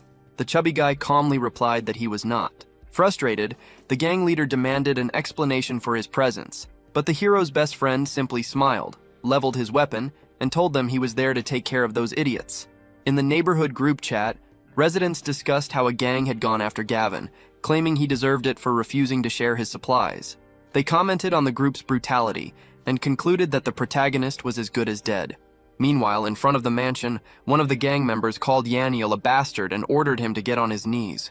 Yaniel did not hesitate. He reacted immediately by leveling his gun at the man's head and ordering him not to move. One of the thugs nervously alerted the rest that Yaniel was armed, asking what they should do. The leader, irritated by the hesitation, questioned why they were afraid, stating that a single gun shouldn't scare them. Despite being outnumbered, Yaniel stood his ground. The blonde gang member tried to intimidate him, pointing out that he was alone with one weapon against more than 10 people, and declaring that he didn't believe Yaniel had the guts to shoot. Without a hint of doubt, Yaniel pulled the trigger, hitting the enemy right in the center of his head. He called the man an idiot, noting that it was too late for him to regret his words. As the other members screamed in despair over their fallen comrade, the enraged boss ordered an immediate attack. The gang charged toward Yaniel, shouting that they would tear him apart. From a distance, Gavin's ex-girlfriend watched the scene alongside Hunter and asked who he thought would win. Hunter replied coldly that it would be better if they all just died. On the other side, the situation escalated quickly as Yaniel announced that the hunt had truly begun. Another shot echoed and another enemy was hit.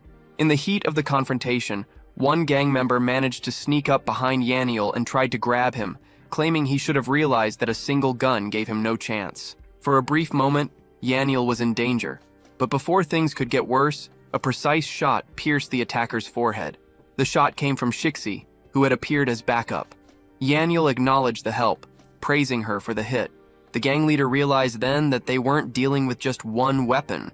Furious, he ordered everyone to charge at once, believing that their numbers would allow them to take control and secure the resources to live comfortably.